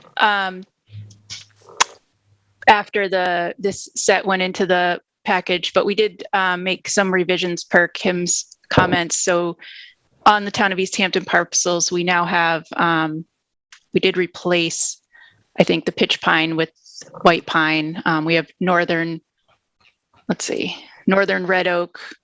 Sorry, let me just see. We have black cherry, white oak, northern red oak, sassafras, eastern red cedar, and eastern white pine is on the plant list for trees. I would think white pines over red cedars. Red cedars get eaten anything lower than 4 feet right now. That's just my personal preference. But again, I think it's sometimes the height matters also more for the longevity of the tree too. We can certainly revise those plans based on the input we're hearing today and recirculate them to you. That's no trouble. Okay, great. I appreciate that, Jen. And besides that, overall, I'm supportive of the request. So what is the plan for assuring that they survive and any replacement if they die? Yeah, so there are provisions in the plan.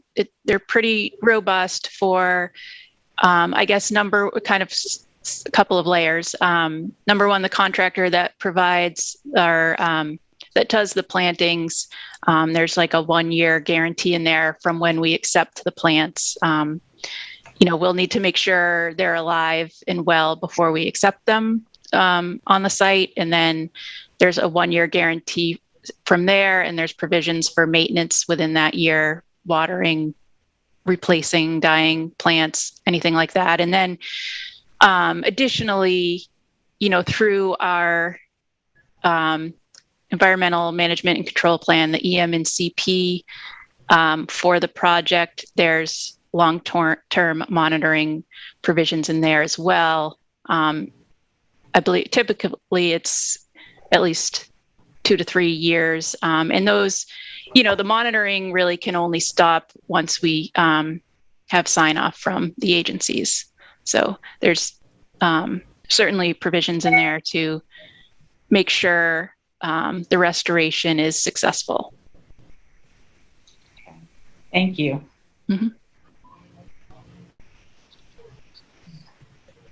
Any other questions? Comments? Okay, so there are some revisions, you say, as to the species, and we'll look forward to that revised plan with the pitch pines being removed from the plant list. Okay. And then there was also a preference white pine over red cedar if possible. Correct. Or yep. Yes, because the red cedar tend to be browsed upon by deer, especially the shorter ones. They may not survive the deer browse, whereas the white pines don't get browsed unless they're really extreme winter conditions.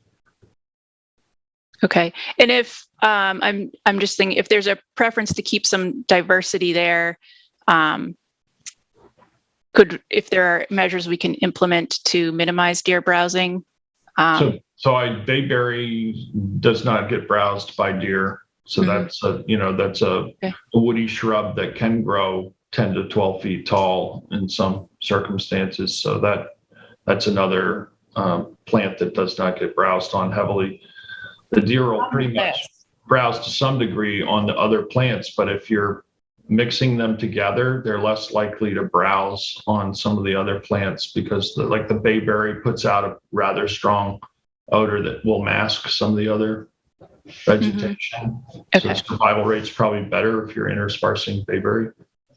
And also, Nicole, if the height of the tree is actually greater than the height of potential browse, there's a greater survival. So if the red cedars came in and they were closer to that, 6 to 8 feet or even 10 feet, they probably have a greater survival of any potential deer browse than a 4-foot height of a tree.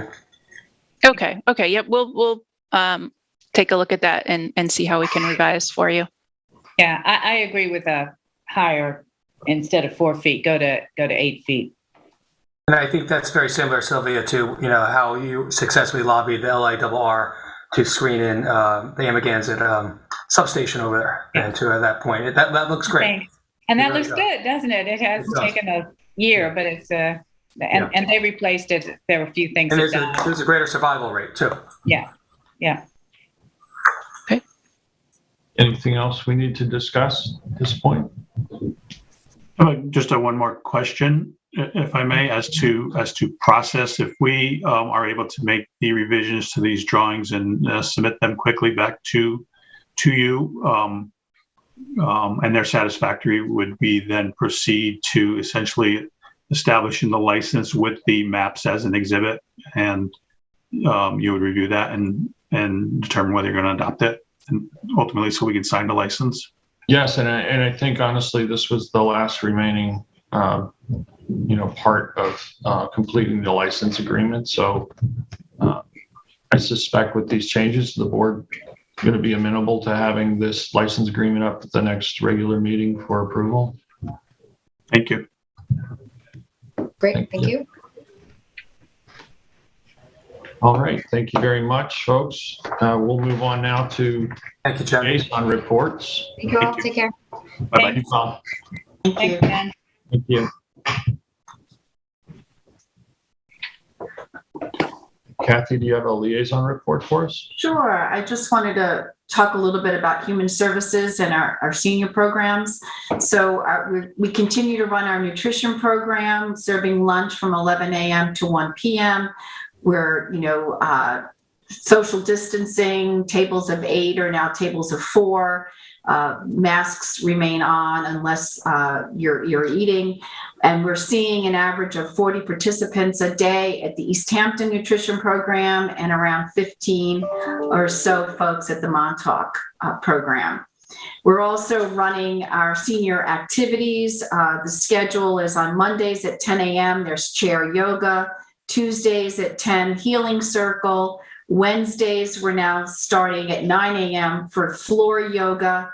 Thursdays at 8:45, which is a time change, is the chair yoga. And then at 10 a.m., there's Qigong. And then we have a couple of afternoon programs. Tuesday at 1 o'clock is meditation. And we're just starting bingo. A few seniors showed up at Diane's office not too long ago asking to bring bingo back. So now bingo is happening on Thursdays at 1. So if anyone has any questions, they can reach out to Human Services at 631-329-6939. Just wanted to touch base about the new senior center. As everybody knows, we went out for requests for proposals for architectural and engineering services. We received 15 proposals back. We formed a new senior center review committee. They've reviewed every proposal, graded them. And during the last week of October, the review committee, based on the top scores, more or less, interviewed 4 firms.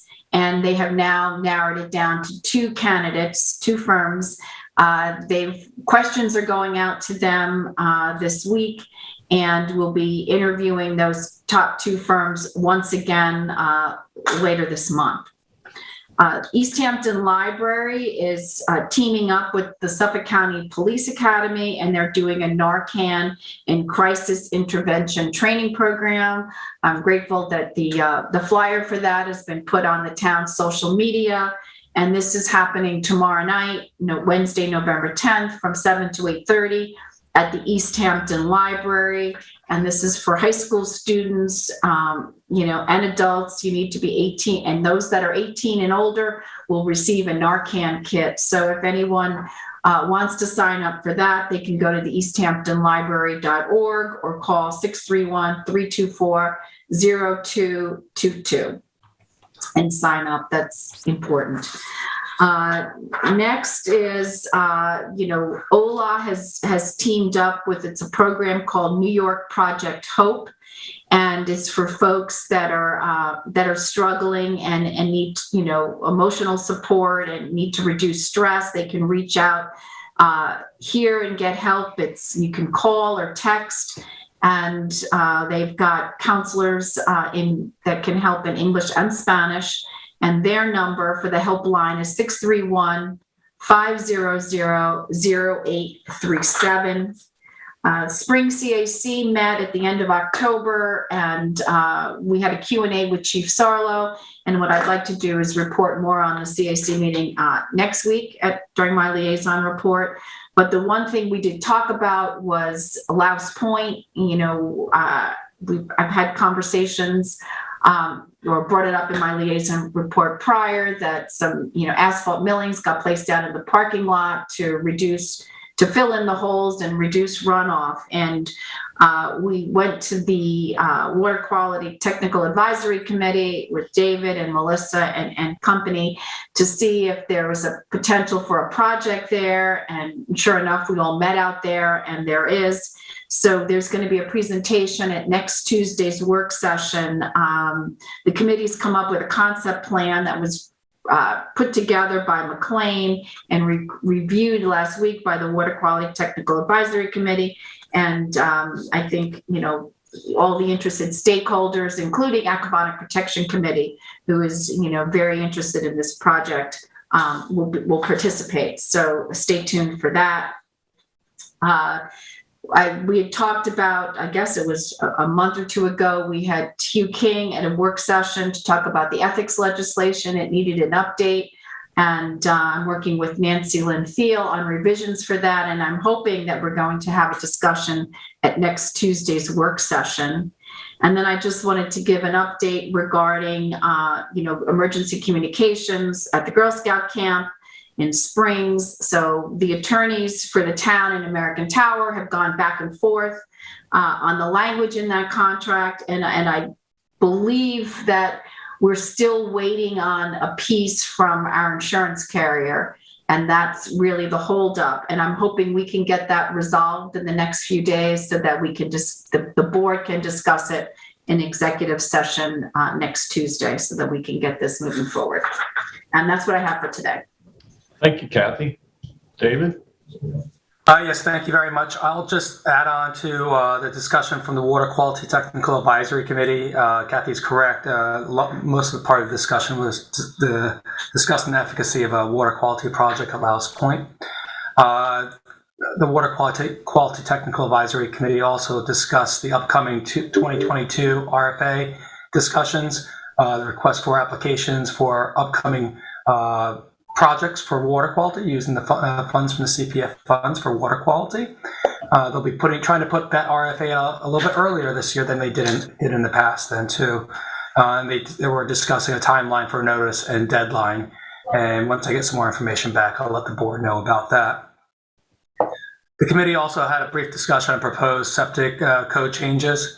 They were looking at potential site plan triggers, proposed wetland setback minimum setbacks for natural resource special permits waivers, final inspections for building or on building inspectors or final calls for IA requirements. So they're trying to find out other triggers that might be out there to use within the town code to actually require septic upgrades in certain areas on certain projects then too.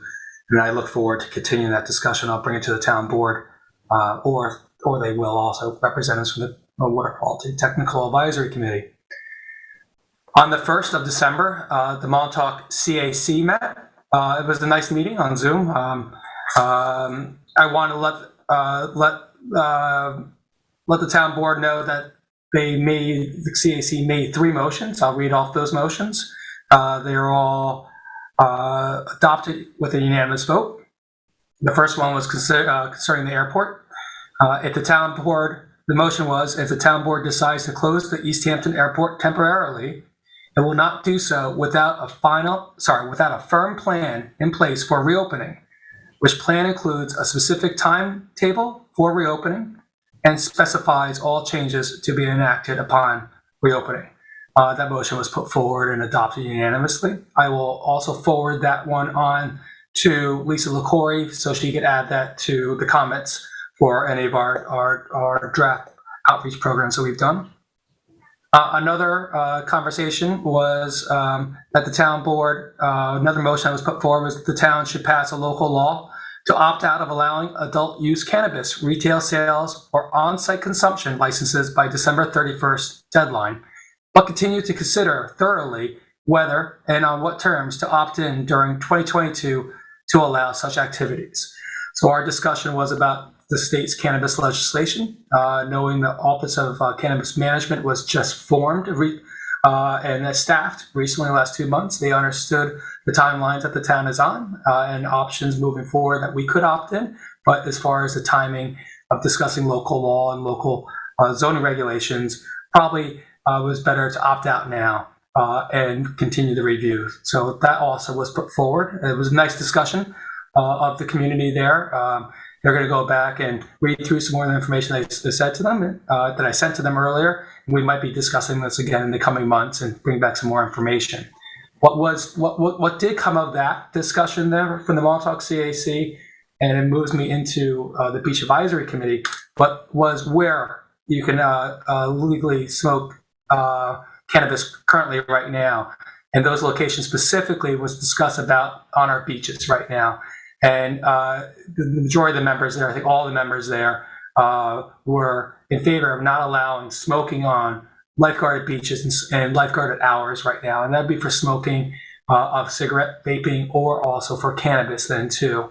I'll bring that back a little bit more in my next discussion, my next topic. But that was a point that they were pretty adamant on, to be looking into banning smoking in lifeguarded areas. The Montauk CAC also put a motion forward, and it was supported and adopted unanimously. The Montauk CAC supports banning the sale of gas-filled balloons in the town.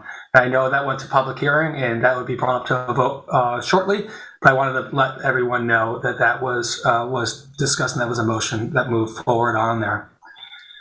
Also at the CAC, I brought up John Allen was there. He was representative of Rough Riders. I know at our August 3rd work session, we discussed a road improvement district that Rough Riders would like to undertake in front of their entranceway, in which the Rough Riders condominium residents would pay for the taxing district and all improvements. What I did show to the CAC was a conceptual plan, and they were all in agreement to the need of fixing that area. They liked the conceptual plan. I will forward that conceptual plan on to the town board also that was drafted by engineers, so that you can see it, mark it up if you may want to, and we can try to continue to move forward the discussion that we initially started in August about a taxing district for a road improvement in that area then too. But it was met with favoritism by the Montauk CAC members that were there. I also had a discussion with the town attorney's office and the attorney for the LARR. LARR is interested in doing a license agreement with the town to potentially take over the enforcement of the Montauk train station parking areas. John Jelnicki, David Master, and I will continue this discussion that we can bring to the town board. As board members know, in recent years and decades, there's been minimal enforcement there, lack of enforcement, and cars and RVs that have been there for a long time and actually just delinquent and left there, abandoned. One thing that in these discussions, which have been ongoing for over half a year now, closer to a year, was that I did not want to discuss any of this without the MTA and LARR showing some good faith effort to clean up the area, which they have. They have now marked it, cleaned it up.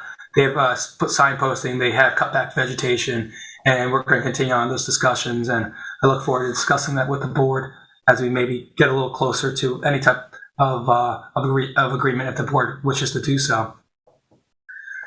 I also discussed, I know at the town board last week, we actually rejected the bid for the West Lake bathroom because some of those bids came back very high.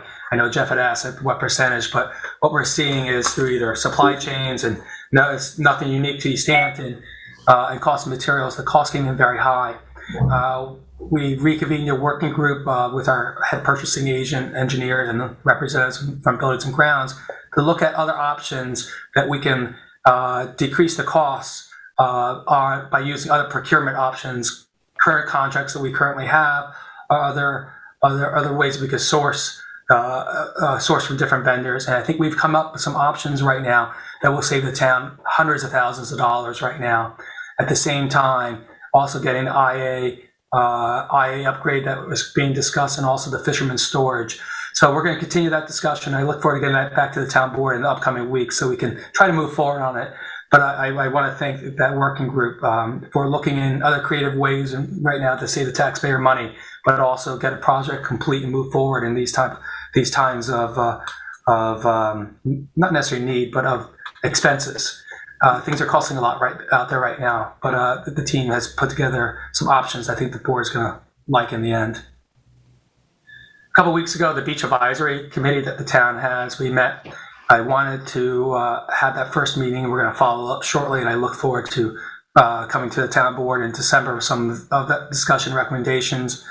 We had an exit discussion about, summer 2021 beach operations and exits from PD, Marine Patrol, Buildings and Grounds, and also Recreation and Lifeguards. We're discussing coming up with some options for beach fire policy discussions, a redesign of our beach signs at our beachheads, which I know has been discussed with the supervisor in the past. Again, as I mentioned, we discussed the cannabis legislation in relation to the beaches. And again, bathroom and beach parking discussions is always going on. This is very important to get done now. And also I'm going to bring it to the CAC and for December, because as the weeks roll on and we're almost midway through November right now, I want to talk with the board in the months of December and January, so we can put a plan forward that we can get some actionable changes ready for summer 2022. I also want to let the board know that there's been a lot of vandalism right now at some of our beach bathrooms right now. I do have to say TikTok might have been moving this forward. I know we had vandalism with with pumpkins, and now we're just getting vandalism at our municipal bathrooms, in which they're just breaking doors down that have been locked, defecating and vandalizing them then too. So I think we're going to look at some long-term strategies on that, and we'll bring that to the town board. And I hope the vandalism is right now only an acute thing and nothing that's going to be chronic. Our fisheries, I want to let everyone know that there's the DEC is having discussions about the expansion of the artificial reefs, and they're doing commercial fishery outreach meetings. A lot of this discussion came out of the town's FAC Fisheries Advisory Committee and request for better outreach to the placement of some of these artificial reefs that they're placing. There actually is going to be meetings, if anyone would like to join, on Tuesday, November 16th from 10 to 2. And then also Monday, November 22nd from 3 to 7. You can contact my office or contact the DEC's Division of Marine Resources headquarters on there. I thank the DEC for doing better outreach to this, to incorporate concerns of our fisheries, local fisheries. And we have already sent that off to the members of our FAC committee. God bless you.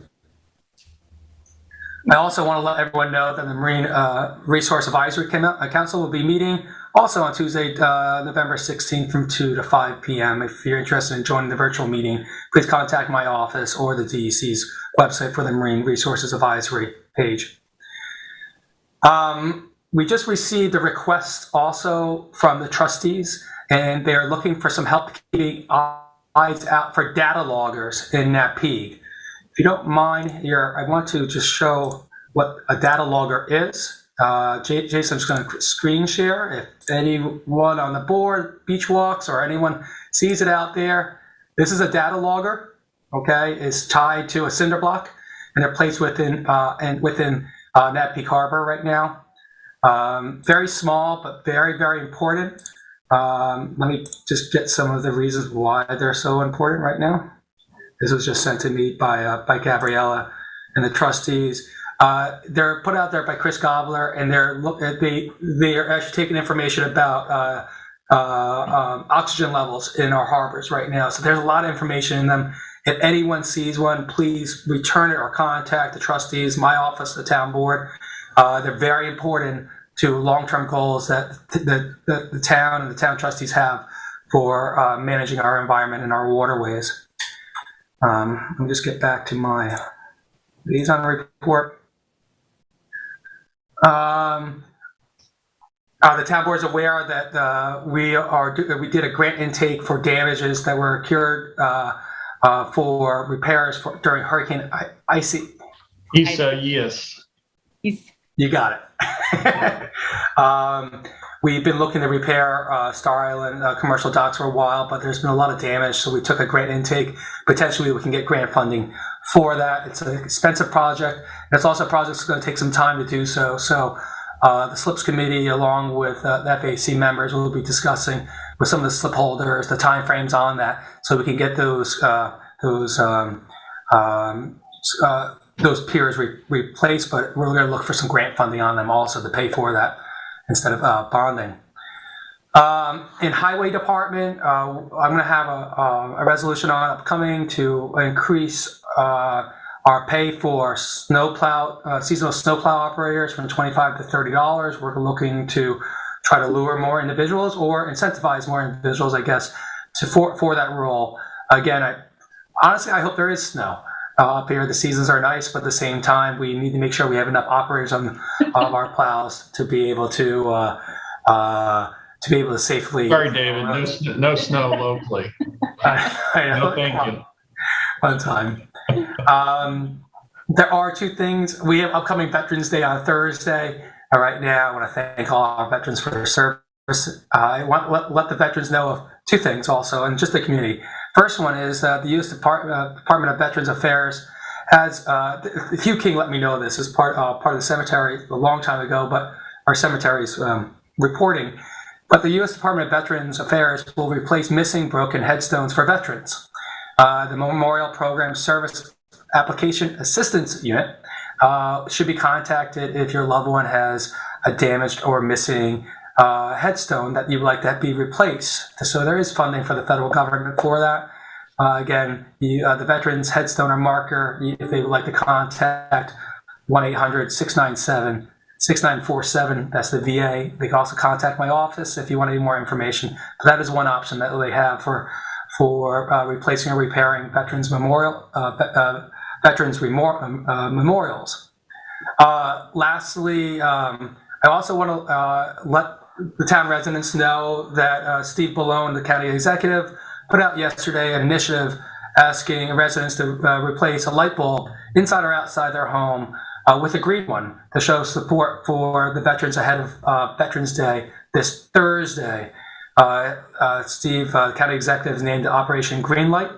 He announced it on Monday, and it's part of a state and national movement designed to highlight contribution made by veterans. The initiative aims to raise awareness about the challenges that some face and let veterans know resources are available. That's what the county office said. The county is sponsoring the initiative, but I also support it, and I believe we all would too. So again, our freedom is not free, as we all know, and I want to thank the veterans as we move forward. And it's initiatives like this sometimes can it's a good way to move forward to show your support. With that, that is my liaison report, and I thank you for your time. Thank you, David. Sylvia, you have a liaison report for us? Yes, thanks, David. Business committee met last week, and I'll give you the COVID update from Robert Ross about our local hospital. The Southampton Hospital at this time has 4. In the past weekend, they had as many as 7. Stony Brook Hospital has 38 COVID patients, and 7 of those are on ventilators, and Eastern Long Island has 0. Stony Brook Hospital hasn't seen a decrease in about 2 weeks. They've remained around 38. They're continuing to do vaccines. They did over 600 the week of November the 3rd. You can get your first, second, or third shot or a booster shot. The third shots are for those with and I guess they're a little bit different than the booster shots. Those that are more immune compromised is for the third shot, and the booster shots are for 65 and over. The visitors to hospitals now must be fully vaccinated in order to visit anyone in the hospital. And he wanted to make that known to folks that are listening in. The discussion from the business committee, they wanted an update on beach preservation committee, which is different than David's committee. The beach preservation hasn't met in a while. I did talk to Kim Shaw, and just to remind the board, we had a presentation by Aaron months ago about how to do the erosion districts, and he recommended 5 different erosion districts. And Kim talked to the DEC about it. The DEC wants to have one erosion district. And so we need to go back and discuss how that's going to happen. As Aram did it, one size really doesn't fit all in the erosion district. So I think it's going to be difficult unless we just do one erosion district that's rather small. But we need to have another discussion with Kim and with the Beach Preservation Committee, which hasn't met in a while. But those were some of the reasons that they hadn't met, is they were waiting for DEC. Peter, you may have some more information on it as well. Yeah, I mean, we'll be having a meeting a little later this month. The date hasn't been finalized, but we kind of have been in a holding pattern for a couple of reasons, but that's certainly one of them. So we'll reignite those discussions and work toward creating an erosion control district. So also the discussion came up at business committee about the FIMP plan, and again, talked with Kim about that. FIMP has already started on Fire Island, and that's good news. The bad news is that how they're going to proceed, there's still a lot of municipalities that are concerned about the number of buyouts that they have to complete before they can actually start their FIMP project. So there may be some moving around of dates and municipalities as it moves forward. So there's nothing that I can say to the business committee that gives them, a start date. And, again, Peter, you may have some more information about that. They also talked about the pilot program that we have for restaurants. And we adopted a local law beginning in March of 2021 that created the pilot program for outdoor dining. And that pilot program ends in December of this year, 2021. So we're going to task the business committee with, coming up with what worked, what didn't work within the pilot program, what things should be either extended with another pilot program, what things should be incorporated into our code, through public hearings. And so they're going to be working on that this coming winter so that we can kind of get ready for the upcoming season. They were also concerned about working with, not concerned, they wanted a discussion with the Community Housing Opportunity Fund Committee that's looking at RV housing for seasonal employees. And so several members of the business committee are going to meet again with CHOF as the CHOF committee goes through legislation for RV housing, using it for seasonal housing. The Wainscott CAC also met. We had a speaker that was Sarah Couts. She is the director of Preservation Long Island. Many members of the Wainscott CAC are interested in a possible historic district or recognition of historic structures. Sarah spoke about protecting historic and cultural resources using federal and state policies. And she also discussed sort of the fact versus fiction of employing historic districts, what that means to the community. She discussed criteria, and criteria can be altered to fit the cultural history of the area. And one of them was discussed was moving structures. In the town of East Hampton, we have had historic structures move from one section to another, particularly during the winters. And we have great examples. The Selah Lester House, which is the farm museum, was moved from Amagansett to the site that it sits on now. People recycled their houses, and we're glad they did. The other is James Brooks' house over on Neck Path. That was actually put on a barge and was relocated from Montauk. So these are all things that would change within, that would be considered instead of the criteria that they now use, that the building cannot have been moved. But in our cultural history, that is something that has happened in the past. Of course, the most recent example of that is our town hall buildings, which were that's true. From today. Well, they were moved several times, but this is going forward and putting some historic designation on them. So specific for Wainscott is an update of the Cultural and Historic Survey. One was done several years ago by Robert Hefner, and we may want to see if we want to update that as we move forward. The town itself also has historic district powers, and we've done that in the past with Amagansett. There are 2 historic districts, Springs and Montauk does Montauk have a historic district? The Seven Sisters. The Seven Sisters, okay. And so we may want to look at that ourselves, but it would be nice to get Robert Hefner involved in that. There were reports given from their committees on the planning board and review of the Wayne-Scott Commercial Center. The Wayne-Scott Green was used for and hosted a small little Halloween get-together for kids. They have some nice pictures. And there is a virtual open house for the South Fork Wind onshore construction on November the 15th. And you need to go and sign up for that in order to be part of that virtual open house.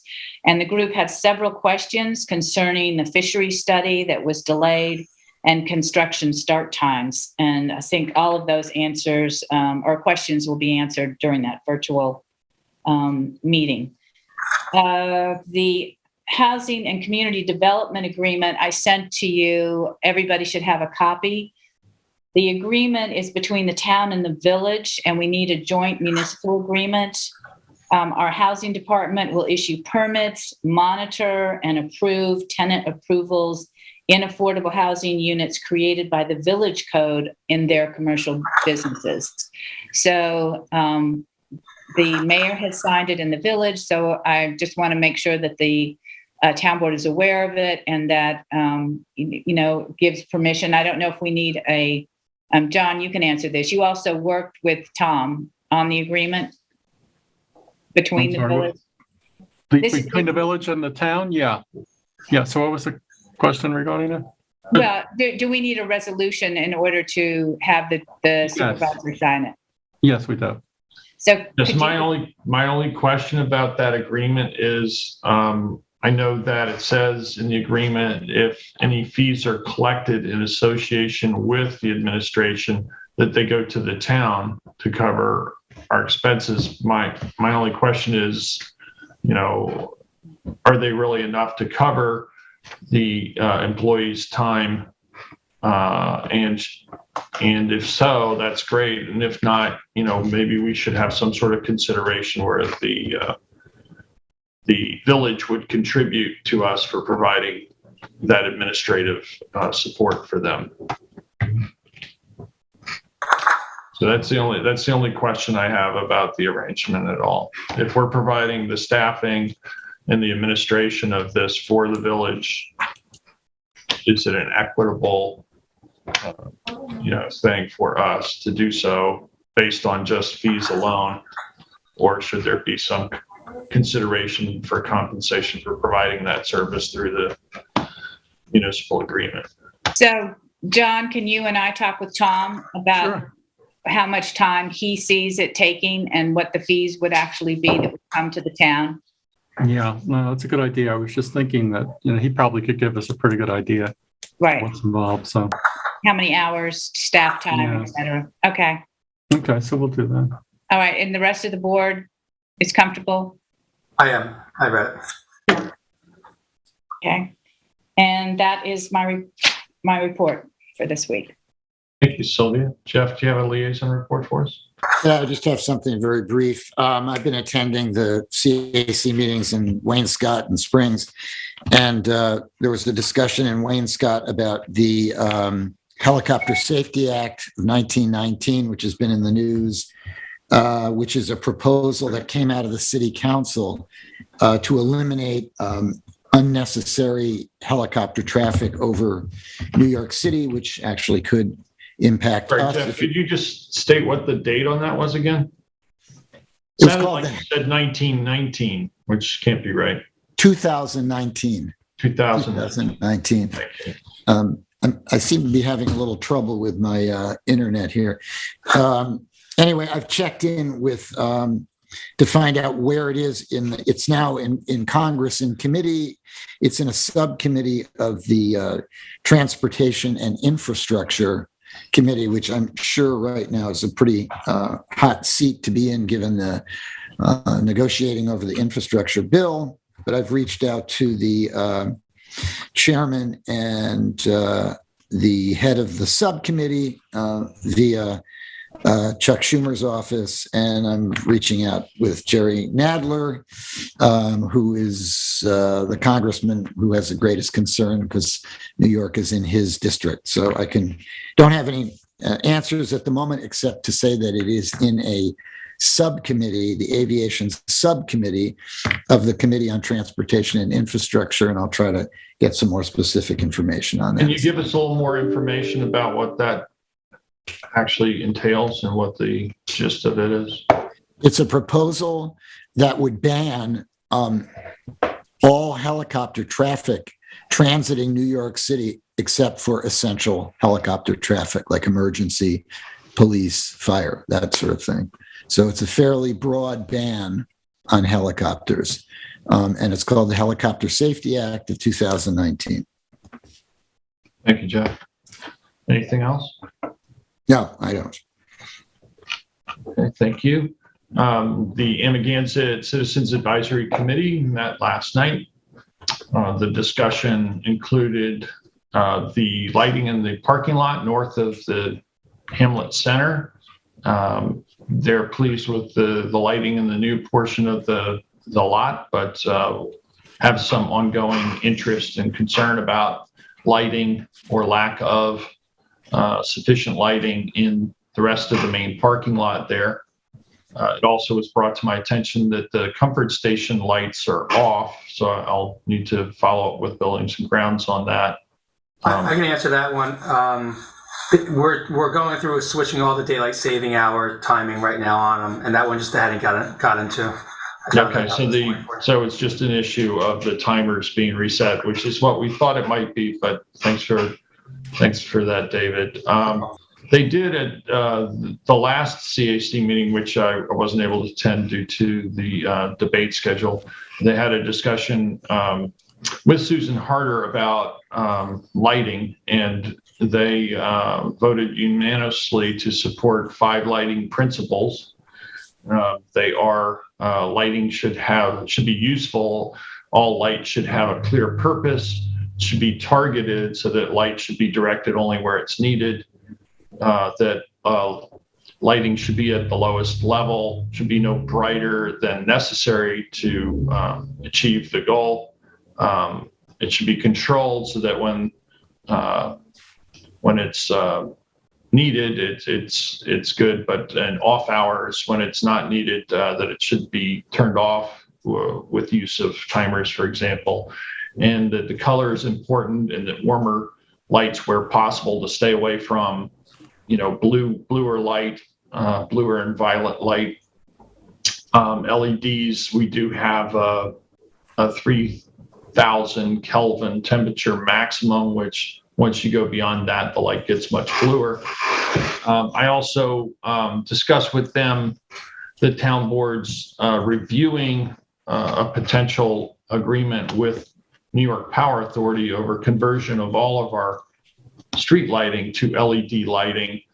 The main street in Amagansett does have erratic lighting, given that the Cobra headlights on the top of utility poles are situated between large deciduous trees. This creates a pattern of light and darkness, which is dangerous for people's eyes to adjust as they're driving through from a bright spot to a dark spot. This can cause issues with pedestrians and other vehicles. It's something that could be improved by the conversion to lamppost lighting along the right-of-way, which would provide better lighting for the sidewalks, which do not get a lot of lighting at the moment, and also better light the roadway in that very busy downtown area, especially in the summertime. So that's something that they're very interested in pursuing further. If we enter an agreement with NYPA, that would be, I think one of the breakouts that in terms of design that they would want to be involved in, and look at a more historic type of lantern post type of lighting throughout the hamlet. There was additional discussion about the RPZ valve at Indian Wells Bluff Road. This larger RPZ valve was put in relation to the upgrades at the Indian Wells Beach Comfort Station. It's a rather large and ugly box sitting at the corner, and there was some discussion. I made the suggestion that perhaps a subcommittee could be put together to work out and maybe take contributions for some screening to be planted there. Michael Sinque stepped up, and he's going to contact the Amagansett Village Improvement Association to look at native grasses that could be placed there to screen beach grasses.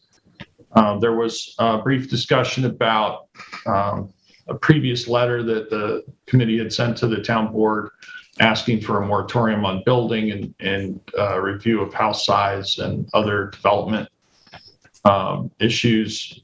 And there was discussion about, how to move that forward. I suggested that they refine what they consider the problem to be and make a recommendation about that.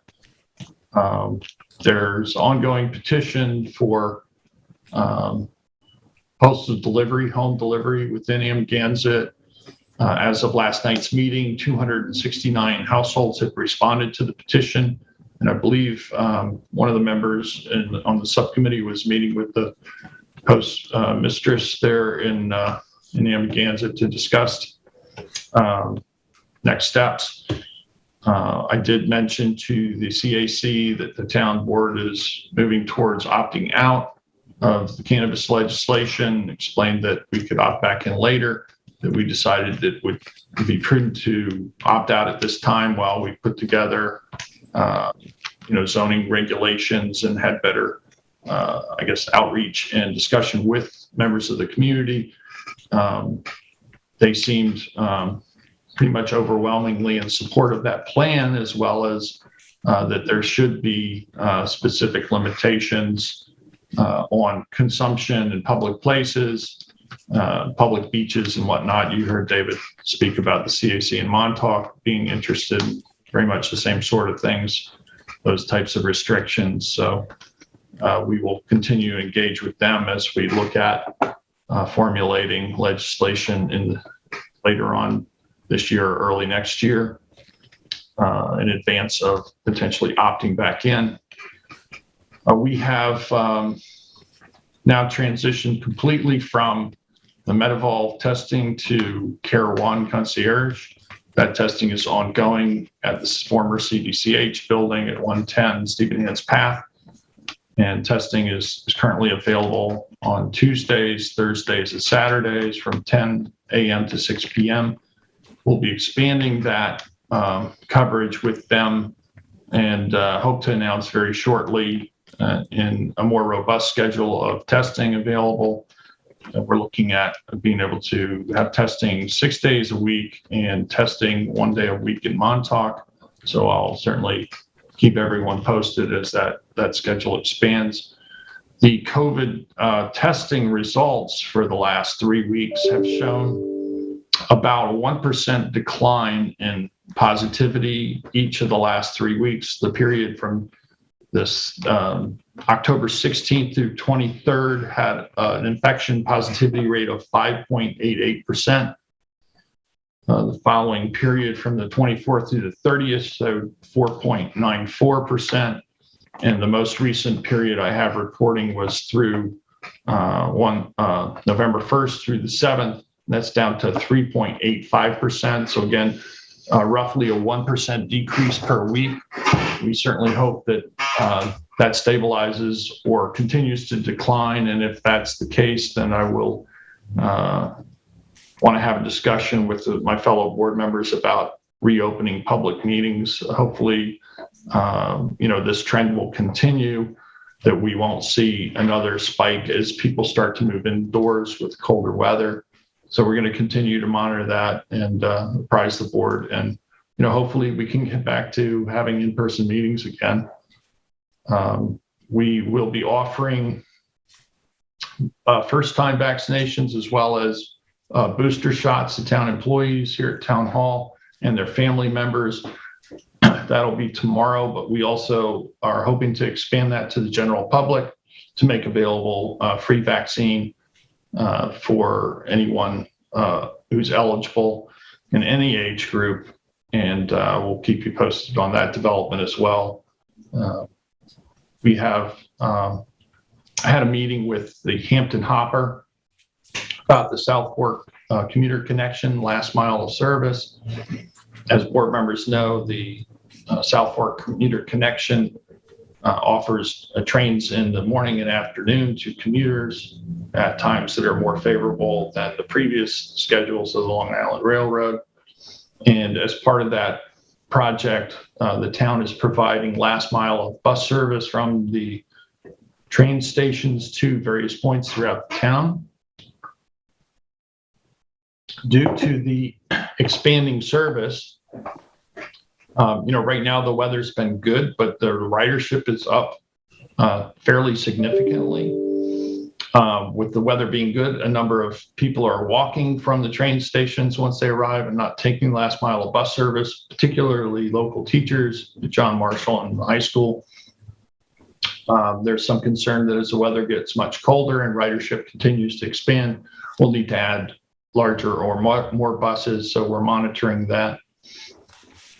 I met with the new executive director of the East Hampton Historical Society, and Steve Long, and we had a fruitful discussion. There are a number of ways that we currently are partnering with the Historical Society, whether it be on the Fowler House, the Marine Museum, and other things. So it was a pleasure to meet him, get to know him a little bit better, and there are some proposals that will likely be coming forward in the near future for the board to consider. The Fire Island to Montauk Point project, as Sylvia reported earlier, has begun on Fire Island. One of the obstacles here locally is that because the Montauk portion of the project would require a hopper dredge, specific type of dredging vessel, that it's joined with Southampton's project. There are roughly 15 properties that the town would need to secure easements over, which we don't think is a major obstacle. That number for Southampton is 500 properties, even though a large portion of those properties are not even in the initial project. So we're trying to work together with Southampton and our other elected officials all the way up through Congress and Senator Schumer's office to have a more realistic approach to the way these easements are structured, what the requirements of the easements are. Currently, surveys are required of the entire properties involved rather than just the portions of the proposed easement. So we're trying to clear through some of the bureaucratic obstacles that currently exist there. And as a result of that, we don't have a firm timeline. We hope to be underway by 2023, but that remains to be seen. And the FAA is an integral part of our discussions about the future of the airport, and we'll be having a meeting with them tomorrow. And we have been holding stakeholder meetings up to this point as well, and we'll continue to do so after the FAA meeting. This is an important meeting for us to work directly with the FAA to answer a number of questions that we have and concerns going forward. And lastly, as David mentioned, Veterans Day is approaching. That will be on Thursday. And there are some celebrations of Veterans Day at Montauk at the Playhouse at 11 a.m., they will have their annual Veterans Day ceremony. And then I believe the village is having their Veterans Day parade on Saturday, the 13th. This is a moment for us to consider the sacrifices and devotion of so many people throughout our history to help secure and defend our democracy, our liberties, and our freedoms. Most everybody knows a veteran here or there. Reach out to those veterans and thank them for their service. We're all deeply indebted to them. Many of us have family members who are veterans and friends, and this is a time that we really should acknowledge them and thank them for our service, for their service. We have some resolutions now to offer. Can I just ask a question? I know, is the recycling center open or closed on Veterans Day? Do we know? Because just folks to know that if we're closed Wednesdays, are we also closed Thursday this week? I will have that answer to you by the end of resolutions. Thank you, David. Generally, we don't have back-to-back days, but we'll find out for you, Kath.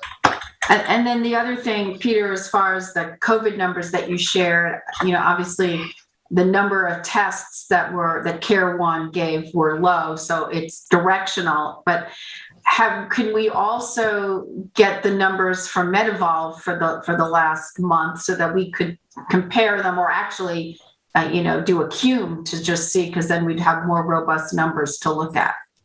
Well, in terms of the numbers tested, like for the 16th to the 23rd, 119 people were tested. I think, the sample size is large enough that we can expect it to be accurate in terms of percentage. It's not like 5 or 6 being tested. We can look to see if there's other numbers are available. I can get the numbers from Southampton at the hospital. Yeah, I think if we're going to be making a decision, we should have, if we could have Southampton's numbers, we've got Care One's numbers, and we should get Medival's numbers and look at that. Okay.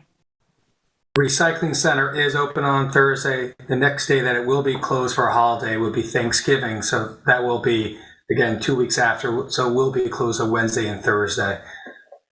Great. Thank you, David. Mm-hmm. I have a husband who always asks that question. So Kathy, you have a resolution to offer? I don't. David, do you have a resolution to offer, I believe? I do. I have resolution 2021-1238. This is amending resolution 2021-23, in which Quanah Lewis was appointed to a part-time position of assistant rec leader in the recreation department. And she was to be paid $16.50 an hour.